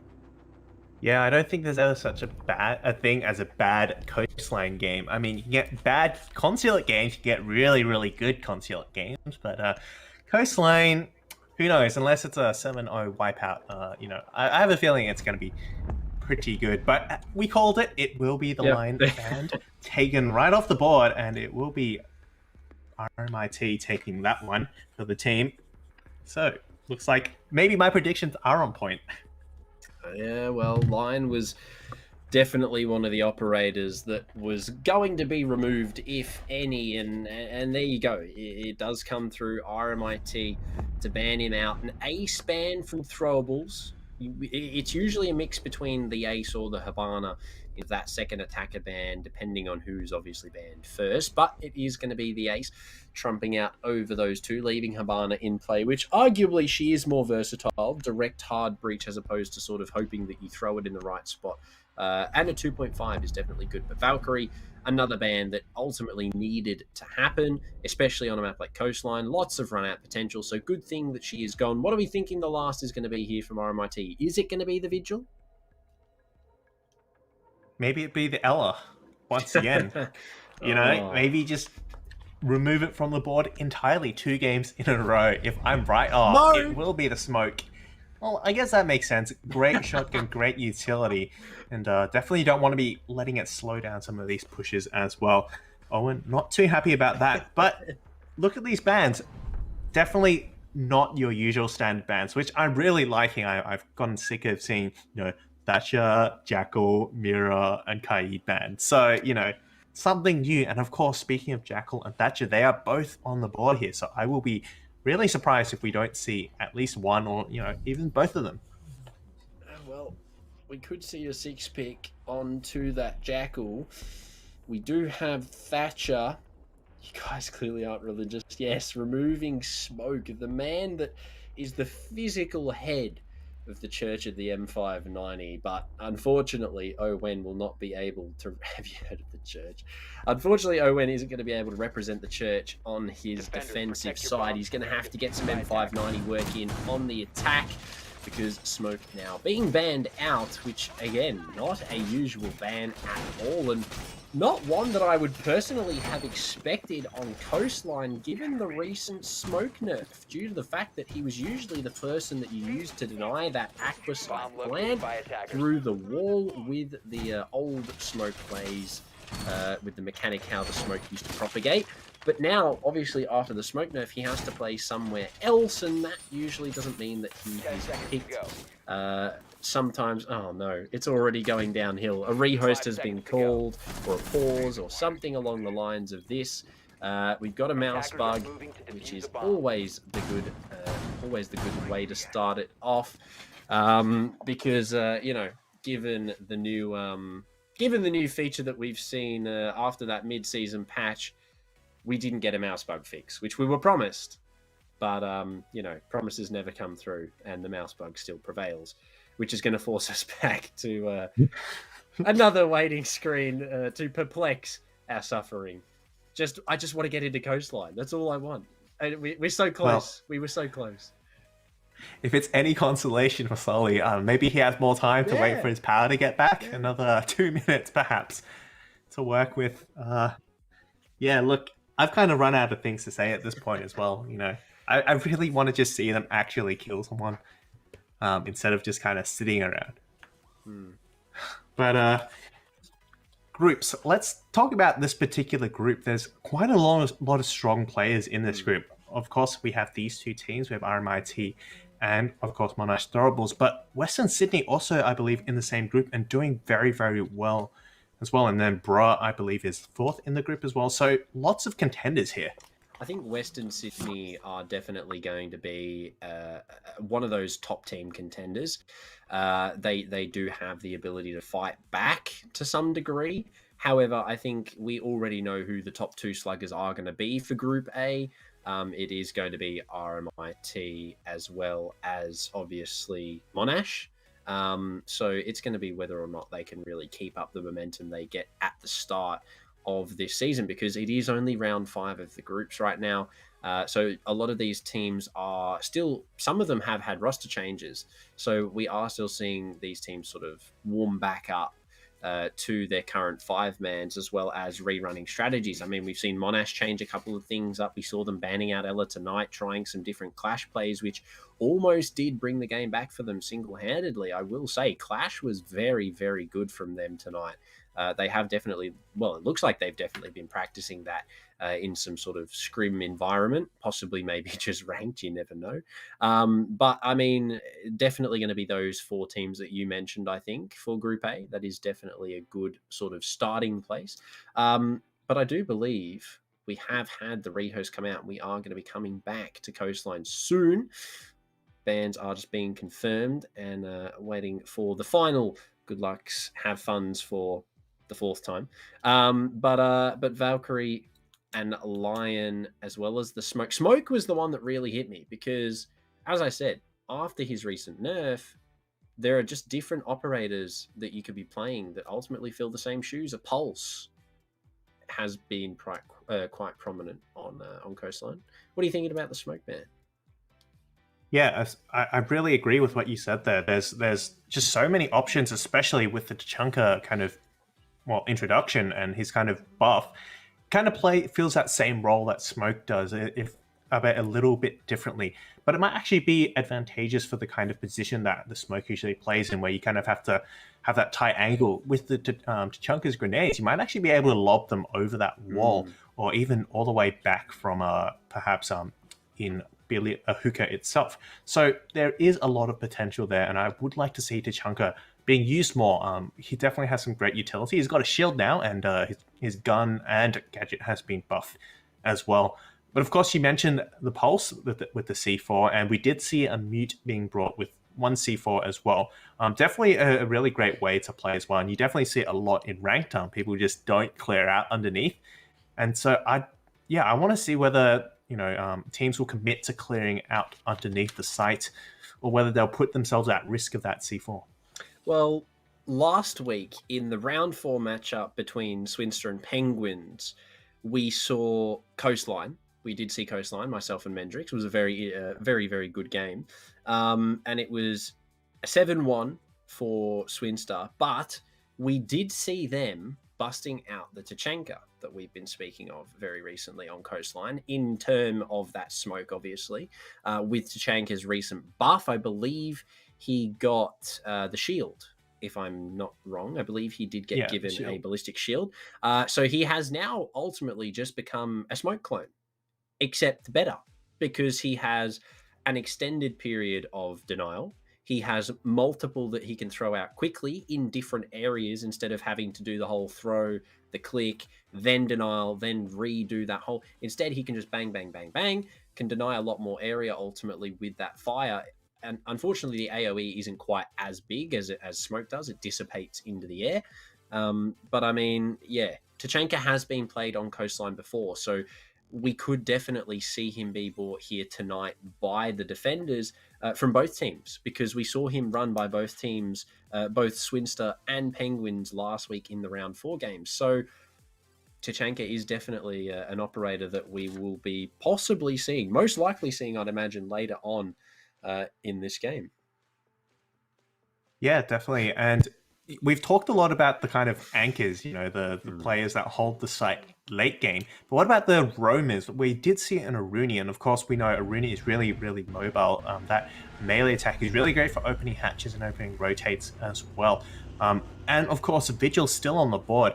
I really expect we will see those, especially against teams that rely so much on information like Throwables. We saw early game, at least in the first few rounds of Oregon, they had really, really good information game. They played that information perfectly, and they knew where the other players were. So I wouldn't be surprised if we also see Vigil being brought along as well, especially on a map so small and with so much roaming potential. But for now, no Vigil. We will be going back to Hookah Billiards, and it will be Malusi as well. That was the last player we were missing from. And of course, she also has a C4 as well. So 2 C4s overall to work with. Some denial on the board for RMIT here. Not a lot. No Tachanka, no Smoke. Obviously, he is on the bench for this game, but I mean, they still do have some pretty decent operators. Malusi, for any information of anyone walking into the site, as you said, she is also bringing that C4 along with her, so that she does have some motile denial for herself, as well as obviously deep on the mute. Pretty standard defending pick, but the C4 again, mostly part of that denial. Kleoki is going to be bringing out that Maestro that we have seen him play so far across these two maps already. So Maestro seems to be a pretty standard pick for RMIT, and they seem pretty comfortable running that operator, which is good because you do need some form of denial in your defensive life. And with Smoke gone, obviously Maestro is going to be the next best thing aside from Tachanka or Echo. So RMIT utilizing those evil eyes here. Throwables now, though, to make their way towards the building. They have some drones inside of security. Skonic on the Habana. We talked about this, the replacement for Ace, due to the fact that he is banned as well. They do have some information on one player down in security. If you look at this, the early nade will hit the roof. Kleoki's going to take a lot of damage, which is going to force him away from those vertical holes recently created by Owen, who could honestly find this kill, but he can't quite land that second nade, and Kleoki is going to be able to slink away with the majority of his health intact, and now Radiox is looking to try and find Owen on the open. Radiox landing a lot of shots. It will be the last one that finally takes out Owen. I was going to comment on the great information game that Monash was bringing, knowing that player exactly in the bar, but obviously not enough to push out Radiox, who will actually make it back up onto site. So good opening pick for no damage done onto him as well. So a good start for RMIT. No nades now. Well, they do have nades, but they've lost the nades of Owen, which isn't the best if you are on the attacking side. You need them to clear these positions out. Radiox is actually going to lose that fight down inside of Office, but look at the health of Jumpstream, relatively similar to the player that he has just downed. So a pretty good trade-off for RMIT here on their defense. They have got Jumpstream relatively low already as well, finding a frag, but look at the health now. Radiox, a lot of damage. Now Last Fire being taken down by Pika inside of Office. Kleoki as well, a lot of HP lost. So now Throwables actually find themselves in the HP advantage with some control in terms of map presence, but RMIT still have control of Aqua, and the double window now is going to be forfeited to the attackers. It's just going to be whether or not someone can pick this player, possibly from Sunrise run out, maybe the window, you never know, but they do have to clear out this player from behind the Aqua bar if they want to get any closer to the bomb site.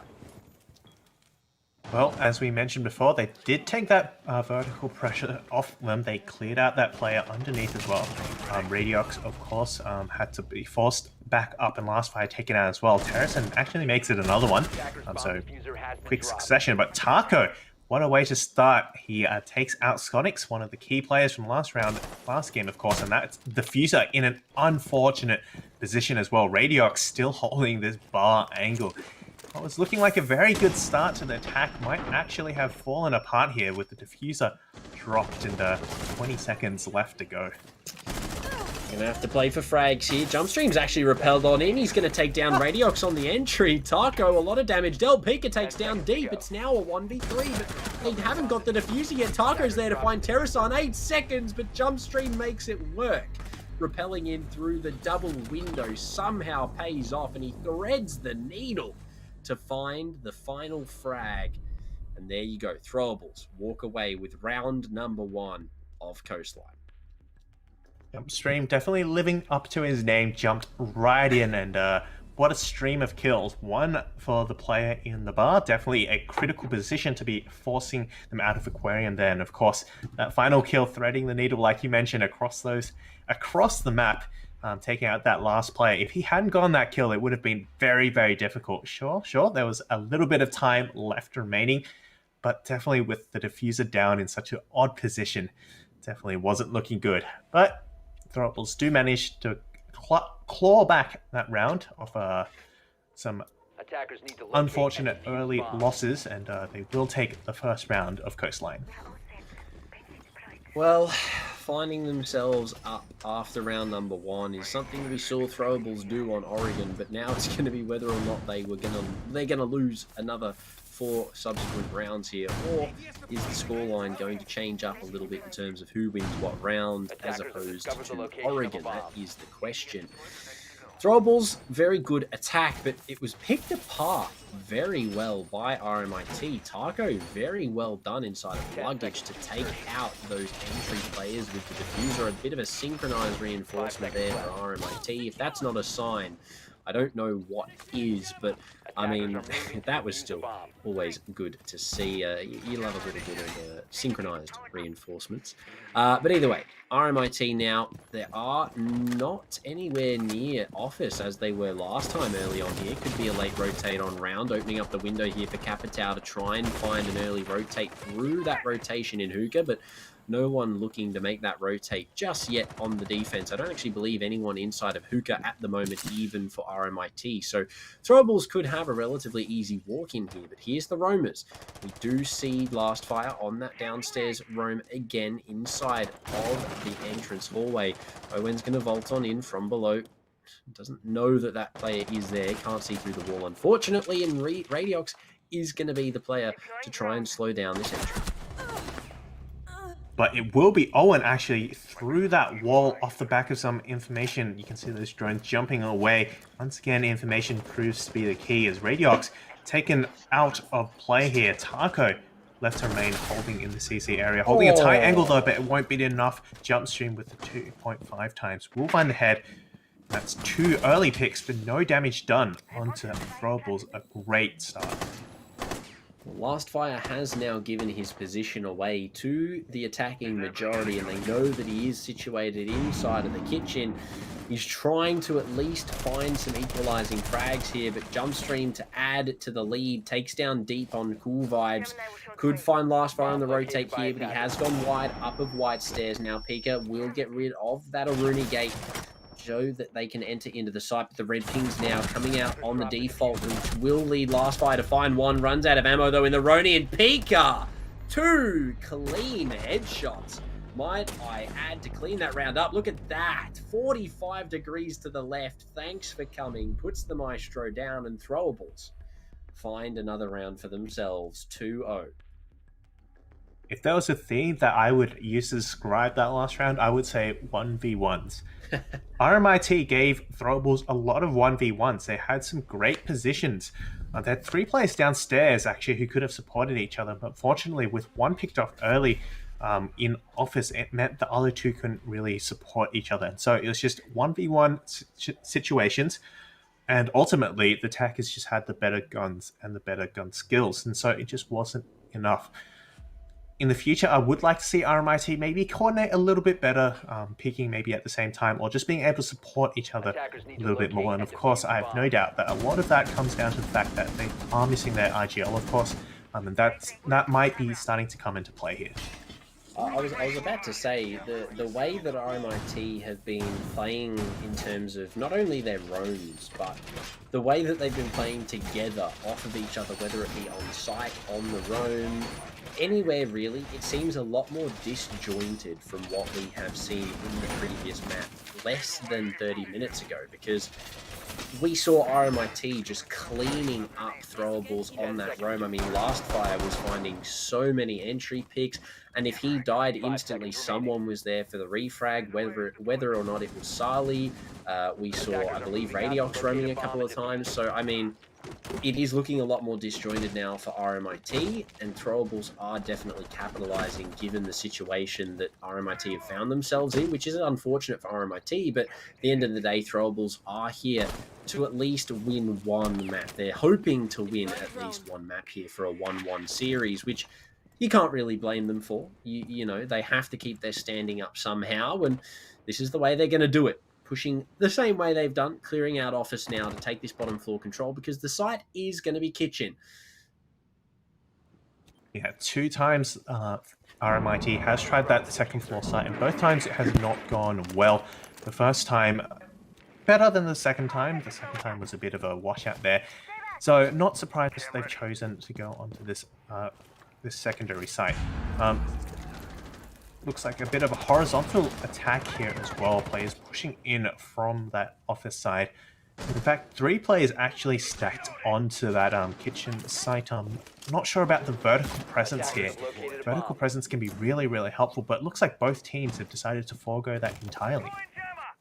There's no dedicated soft breach for the attackers. In fact, there isn't even a soft breaching pack on the side of the attack. There is no utility for dedicated soft breach. So other than grenades, which don't necessarily even then open up some holes in the soft floor, throwables are, as you said, completely foregoing the vertical play here to just sort of exclusively focus on a horizontal push that is possibly going to cost them a lot here. Last Fire is still set up on the roam at 90, as well as Taco up inside of Theatre, but with Kleoki being taken down on site from the kitchen window, Erwin could just vault on in here. Last Fire now losing a lot of his own HP, Taco as well taking a lot of damage, but Pika to take down Last Fire finally. Here's the Tachanka we spoke of, but Jumpstream's there to collect, takes him down. It's the rotate back to site with Terrason finding Taco, leaving it all up to Deep in a 1v5. We could see our first flawless here. The Nitro comes out. It's not going to take down the planter. He has to swing on round. He will find one, but Terrason's there to refrag back onto Deep, and throwables again. Another round in their favor, 3-0. Well, if there was any doubt that throwables couldn't do this, that doubt is gone now. 3-0 and no defense coming out from RMIT. That's just not putting up a fight. It's even more of a rollover than before. Throwables just able to take site control very, very quickly. In fact, I was going to comment on the fact that, by choosing not to play, that vertical game, they know there's players upstairs, or 2 of RMIT's players upstairs. They know there's only 3 players on site, and they have 5 pushing it. So that's what they chose to do. And rather than contest RMIT upstairs, they waited for them to come back on that rotate as the site was falling. And that's indeed what we saw happen. As those roamers tried to come back to site, they were cut off. So definitely a really, really well-read play by throwables. They knew how RMIT were going to set up, or at least had some sort of idea of what the standard strategy is, and that's hold upstairs, and they countered it perfectly. And so definitely a very well-deserved win there. Very well coordinated by throwables as well. They, as you said, they knew that the site was relatively clear. There wasn't any vertical being played by defenders. We didn't see any holes opened up in terms of, VIP opening, watching the kitchen window. We didn't see any vertical in the bathroom. We didn't see any vertical into the kitchen. We didn't see any vertical at all from both sides, attacking and defense, which ultimately could have led to an interesting fight upstairs because, given no soft breach, throwables really didn't need to touch it, and that's what they did, and it really did win them the round. They just played off the returning back to sites, and it did benefit them quite well. But now floor is here for Owen. Could be used technically as a soft breach, as the Retiro drone does actually open up a sizable hole in the floor, but he is going to be used to get rid of these Maestro cameras, which I'm assuming he's hoping to try and avoid the jammers, but he isn't quite going to sneak past that one there, just by the main double wall. And throwables now looking for that top floor control here, possibly to play to take out these roamers a little bit quicker. And just look at some of these stats. Jumpstream and Pika both on 5-0. That's 5 kills and no deaths so far. So going pretty well, if you ask me. But this time, as you mentioned, a bit of vertical pressure as well. Just switching it up, and Owen, of course, on the Flores instead of the 0. But entry starting to come out now. Once again, a bit of a slow start here. Minute 10 already used up, but no picks so far. Just waiting on the drones to start coming in before they start pushing this horizontally. Bit of a team flash there onto the player holding the cross, which is going to be Jumpstream. And they have managed to get rid of the Maestro camera, but Kyoki is going to be the one there to try and hold this position down. Will be spotted out. His position now known. The attackers are going to be looking to clear him out, but here come the Tachanka nades to shut down the direct entrance through the kitchen door. Maestro is going to be the first point of contact. We do see some vertical holes there just above the kitchen window. Terrason to start things off with the frag onto the Maestro. The Tachanka nades still denying the vault in now. Flashbang and utility starting to be dumped towards the defenders deep inside of Trophy. The diffuser being swapped around just before the execute. We could see a flank here from last fire. We saw him do it in Oregon. We could see him pull it off now, but the drone is there. It looks like they know. Terrasan is the one with the diffuser. Pika finds that Roma. Skonic takes down Radeon. Frags all over the board. Owen takes out deep, and it's all up to Targo now in a 1v5 post plan. We talked about how the roamers are the first point of contact, how they're going to be slowing down, but it's not going to be slowing down anything at all. In fact, he's the only one left alive. In fact, not at all. Sonics cleans up that last player for an easy 5-0. 5-0 indeed. Sorry, 5-0. Flawless. That's what that's the word I was looking for. Yeah, flawless. Flawless. No chance. Indeed. And that was a very, very well coordinated, explosive execute as well. You saw the players kind of all jump in, or they all knew where they were looking, they all knew where they were going, and pushing straight through that fire. And the site just collapsed as Throwables just jumped in. Yeah, I mean, Throwables there. The last 2 rounds previously, a site that is usually so largely dominated by verticality, especially from the attacking side of things, has just been completely dismantled through just straight horizontal play. We have not seen Throwables open up any of the above flooring in the kitchen at all.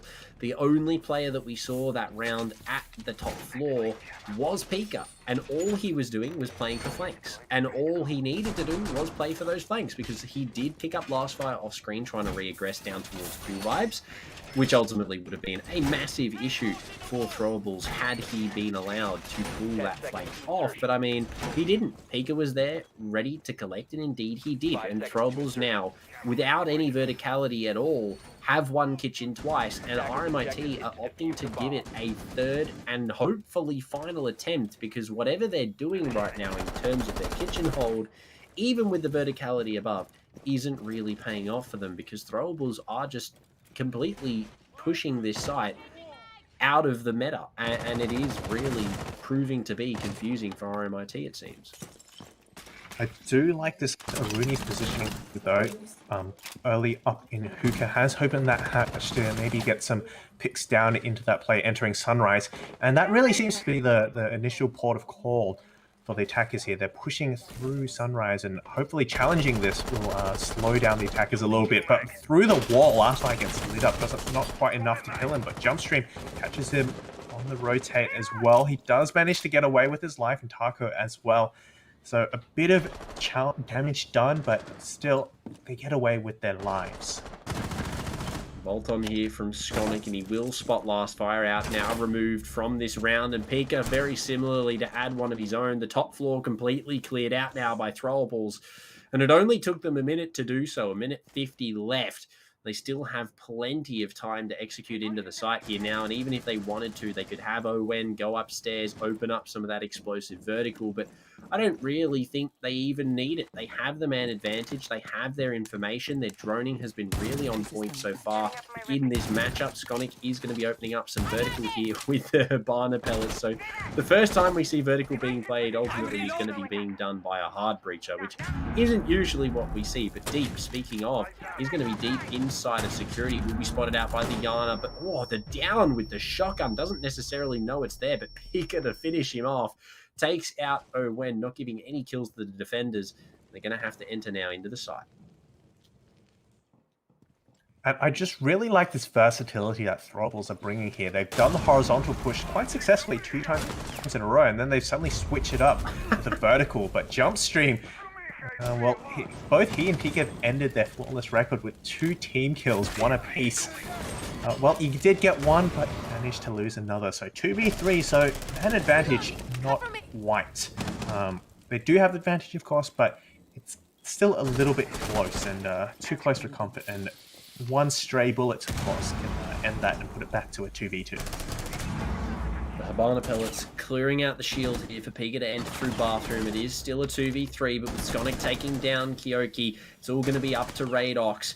Needs to find all 3. The bomb now going down. The wall opened up, and Skonic to find his second takes out the Tachanka, and ultimately another round for Throwables. It isn't looking too good here for RMIT now that they have lost their IGL.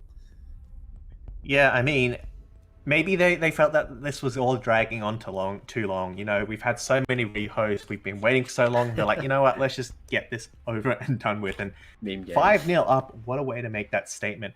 Of course, it is Coastline, a very, very different map to Oregon, but who would have thought that, you know, on a map that's, I feel, is quite different to Oregon, Throwables actually doing very, very well, and I think that's just a testament to their skill and versatility. They can just play a lot of different ways, and that's definitely something that RMIT need to adapt to. RMIT are really struggling in terms of their roam, because we've seen Throwables, well, we've seen RMIT attempt kitchen 3 times, and out of these 3 attempts, all 3 have been losses in favour of Throwables, who, let's be honest, have really just waltzed on into the site pretty much most of those kitchen rounds, minus that last one. We did see a little bit more vertical played than the previous 2, but the previous 2, we definitely did just see them sort of just hop on in and say, hey, nice kitchen, thank you very much for the bomb site. And then the bomb was being planted and people were, you know, dying left, right, and centre, but only from the RMIT side. And Throwables really did sort of just clean them up there. But now they've finally switched over to the double bar. They have the Ella shotgun. Radiox on the FO12. He's looking to pull off an O-Wen here, but Throwables up 5-0. I think they can afford to lose 1 going into the split, but they're definitely not looking to lose any rounds anytime soon.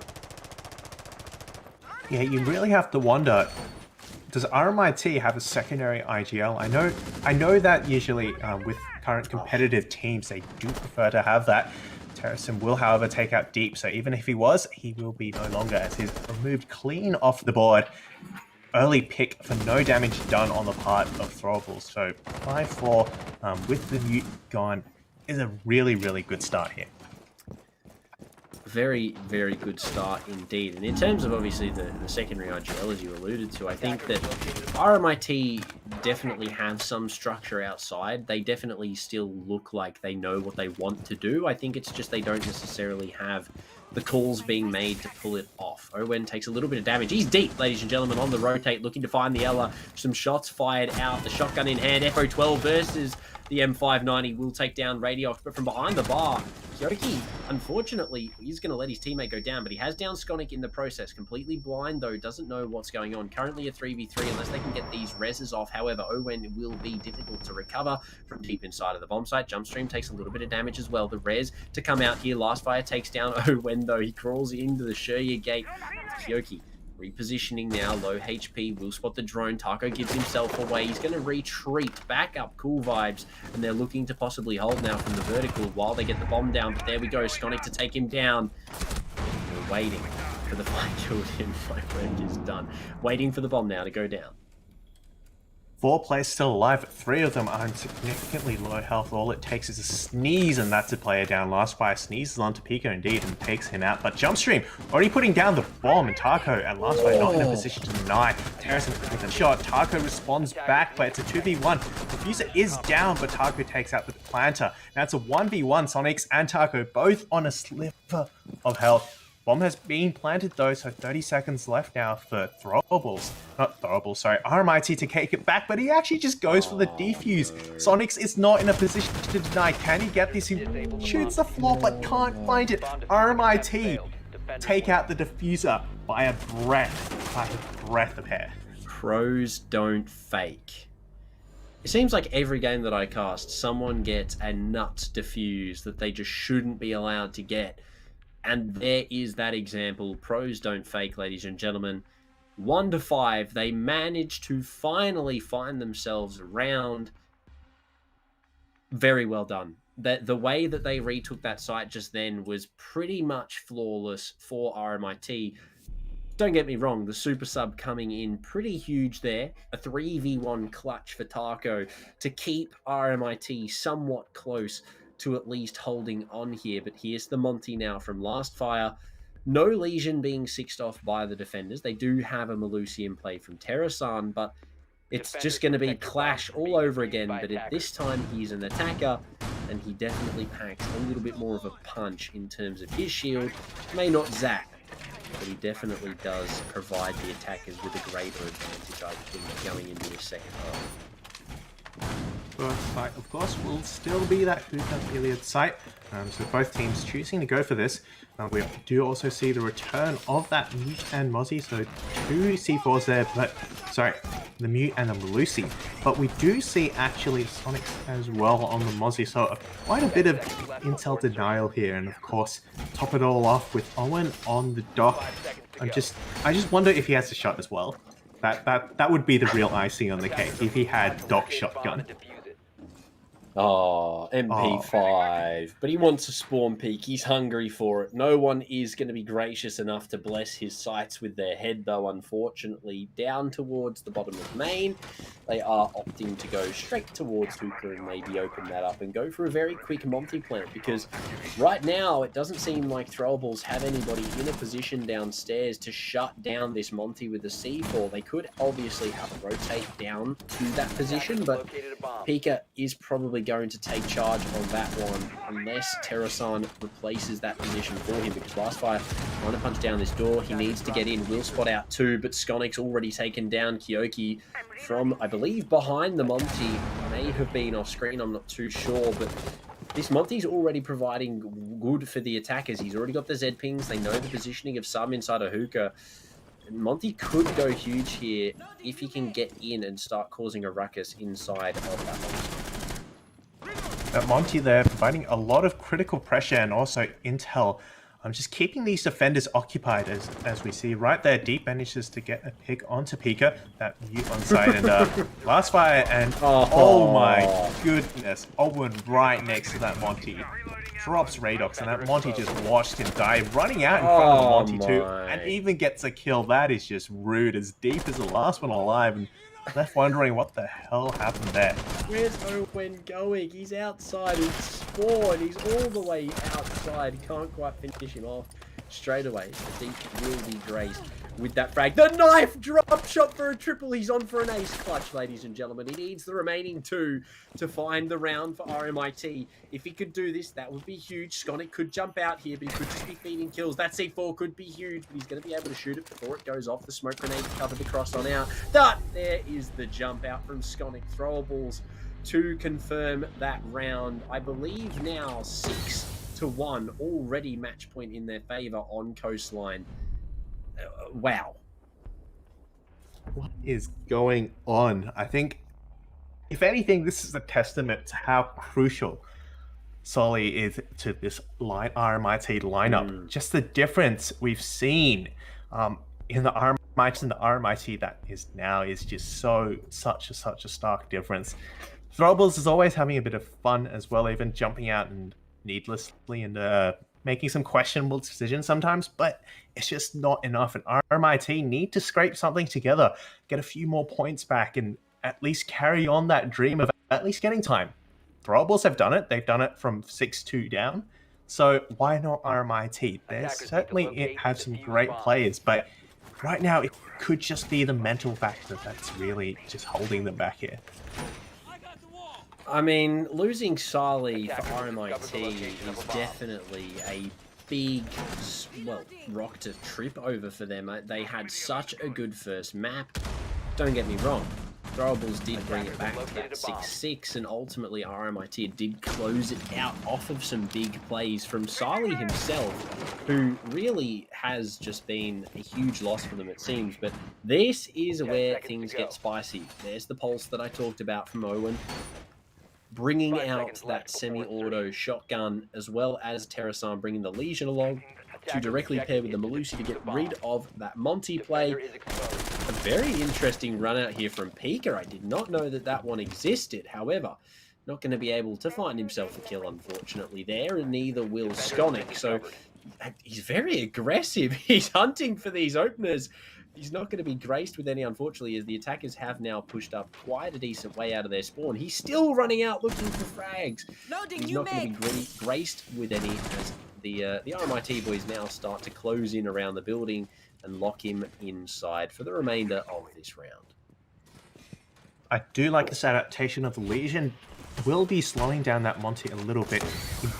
He did manage, of course, last time to create a little bit of havoc there, so I assume Throwables want to challenge that a little bit, but it will be the Monty Plant. Kleoki already on the diffuser going down, but no, it does not go down, and suddenly this is all falling apart. 4v1. Diffuser down, and it's all up to... Oh, okay, what is going on? It is up to Pika to finally clean it out with a nice headshot from the pistol and a... Oh no, a drop shot. I can't believe this is the kill screen we're watching. But it will be 7-1. 7-1. For reference, last game was a 6-8 to RMIT. This is a 7-1 walkover for Throwables, who will be maintaining a 1-1 score for this series.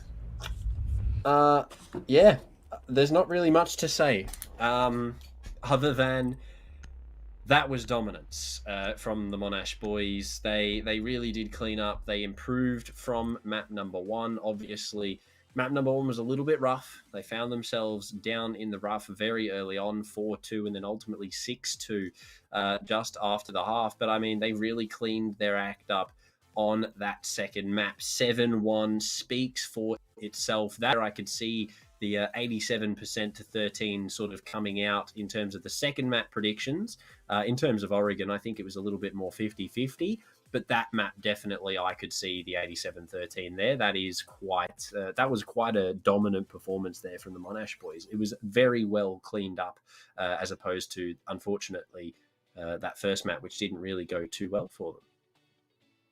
I think that is just a testament to Monash's ability and their kind of versatility. They can come back from that was obviously on their map, and that they were really close to winning. Of course, it was 6-6 at one point, and then they can also adapt to a different type of map and pull things back together in a really, really dominant fashion. And I think that's kind of the stuff that makes a team really, really good. It's good teams and the great teams. And although RMIT have been good, they weren't great enough to take out Monash 2-0. It will be a 1-1 draw now. And I think we can actually take a look at the ladders, I believe. Yes, the production crew has kindly given us this nice to look at. And following that 1-1 draw, it will be, drumroll, I believe, RMIT still on top now. 13 to 10 points of Throwables. But of course, that's off the fact that RMIT has not had a bye yet, and Monash Throwables has. So once that bye is taken out of the equation, who will win? It's anyone's guess at this point.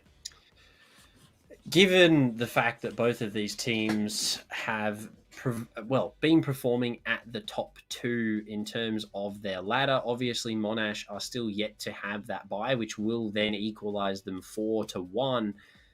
It's just going to be whoever actually loses their next game first, because it's depending obviously on who versus who in the coming weeks for the next round in this group. But we do have the stats for this match previously gone. In terms of the ladder, though, I think Monash and RMIT are going to stay towards the top end of things. But for that game specifically, 7-1 in favour of Monash. Very good ratings across the board for all of the Monash players. Unfortunately for the RMIT guys, I definitely think losing Sali there just really hurt them in terms of that their performance there, because they really just did not manage to find their footing at all. I mean, look at the scoreboard as well. Kleoki didn't even manage to find a single kill across 8 rounds, which it just really shows how much they're losing a pivotal player like Sali seems to have affected them. Yeah, and if we just look at how well Monash performed as well, all of their players have ratings above 1, and they have 2 players with a KD of 5. 10 to 2. That just speaks volumes about how well they're doing on entry and just getting those kills. And as we spoke about earlier, Coastline is one of those really frag heavy, just kill everyone types of maps. So I never expected something as dominant as this. Everyone has positive KDs, 2 players with 5, 1 with 3, and unfortunately, RMIT just were not able to take on the juggernaut that was Monash Throwables. So, despite their name, Throwables looks like haven't quite lived up to the name entirely yet. They have not thrown this last game, and it will be 1-1 draw. And with that will be our broadcast for tonight. It has been a long broadcast, full of ups and downs. A great first game and a long break But that is it. It has been great casting with you, Proto. It was such a great game to watch. And yeah, we will see you all very soon, as I believe we do have another game coming up on Saturday. So stay tuned for more group stages, and we will see you shortly. Well, shortly, quote unquote. Bye-bye.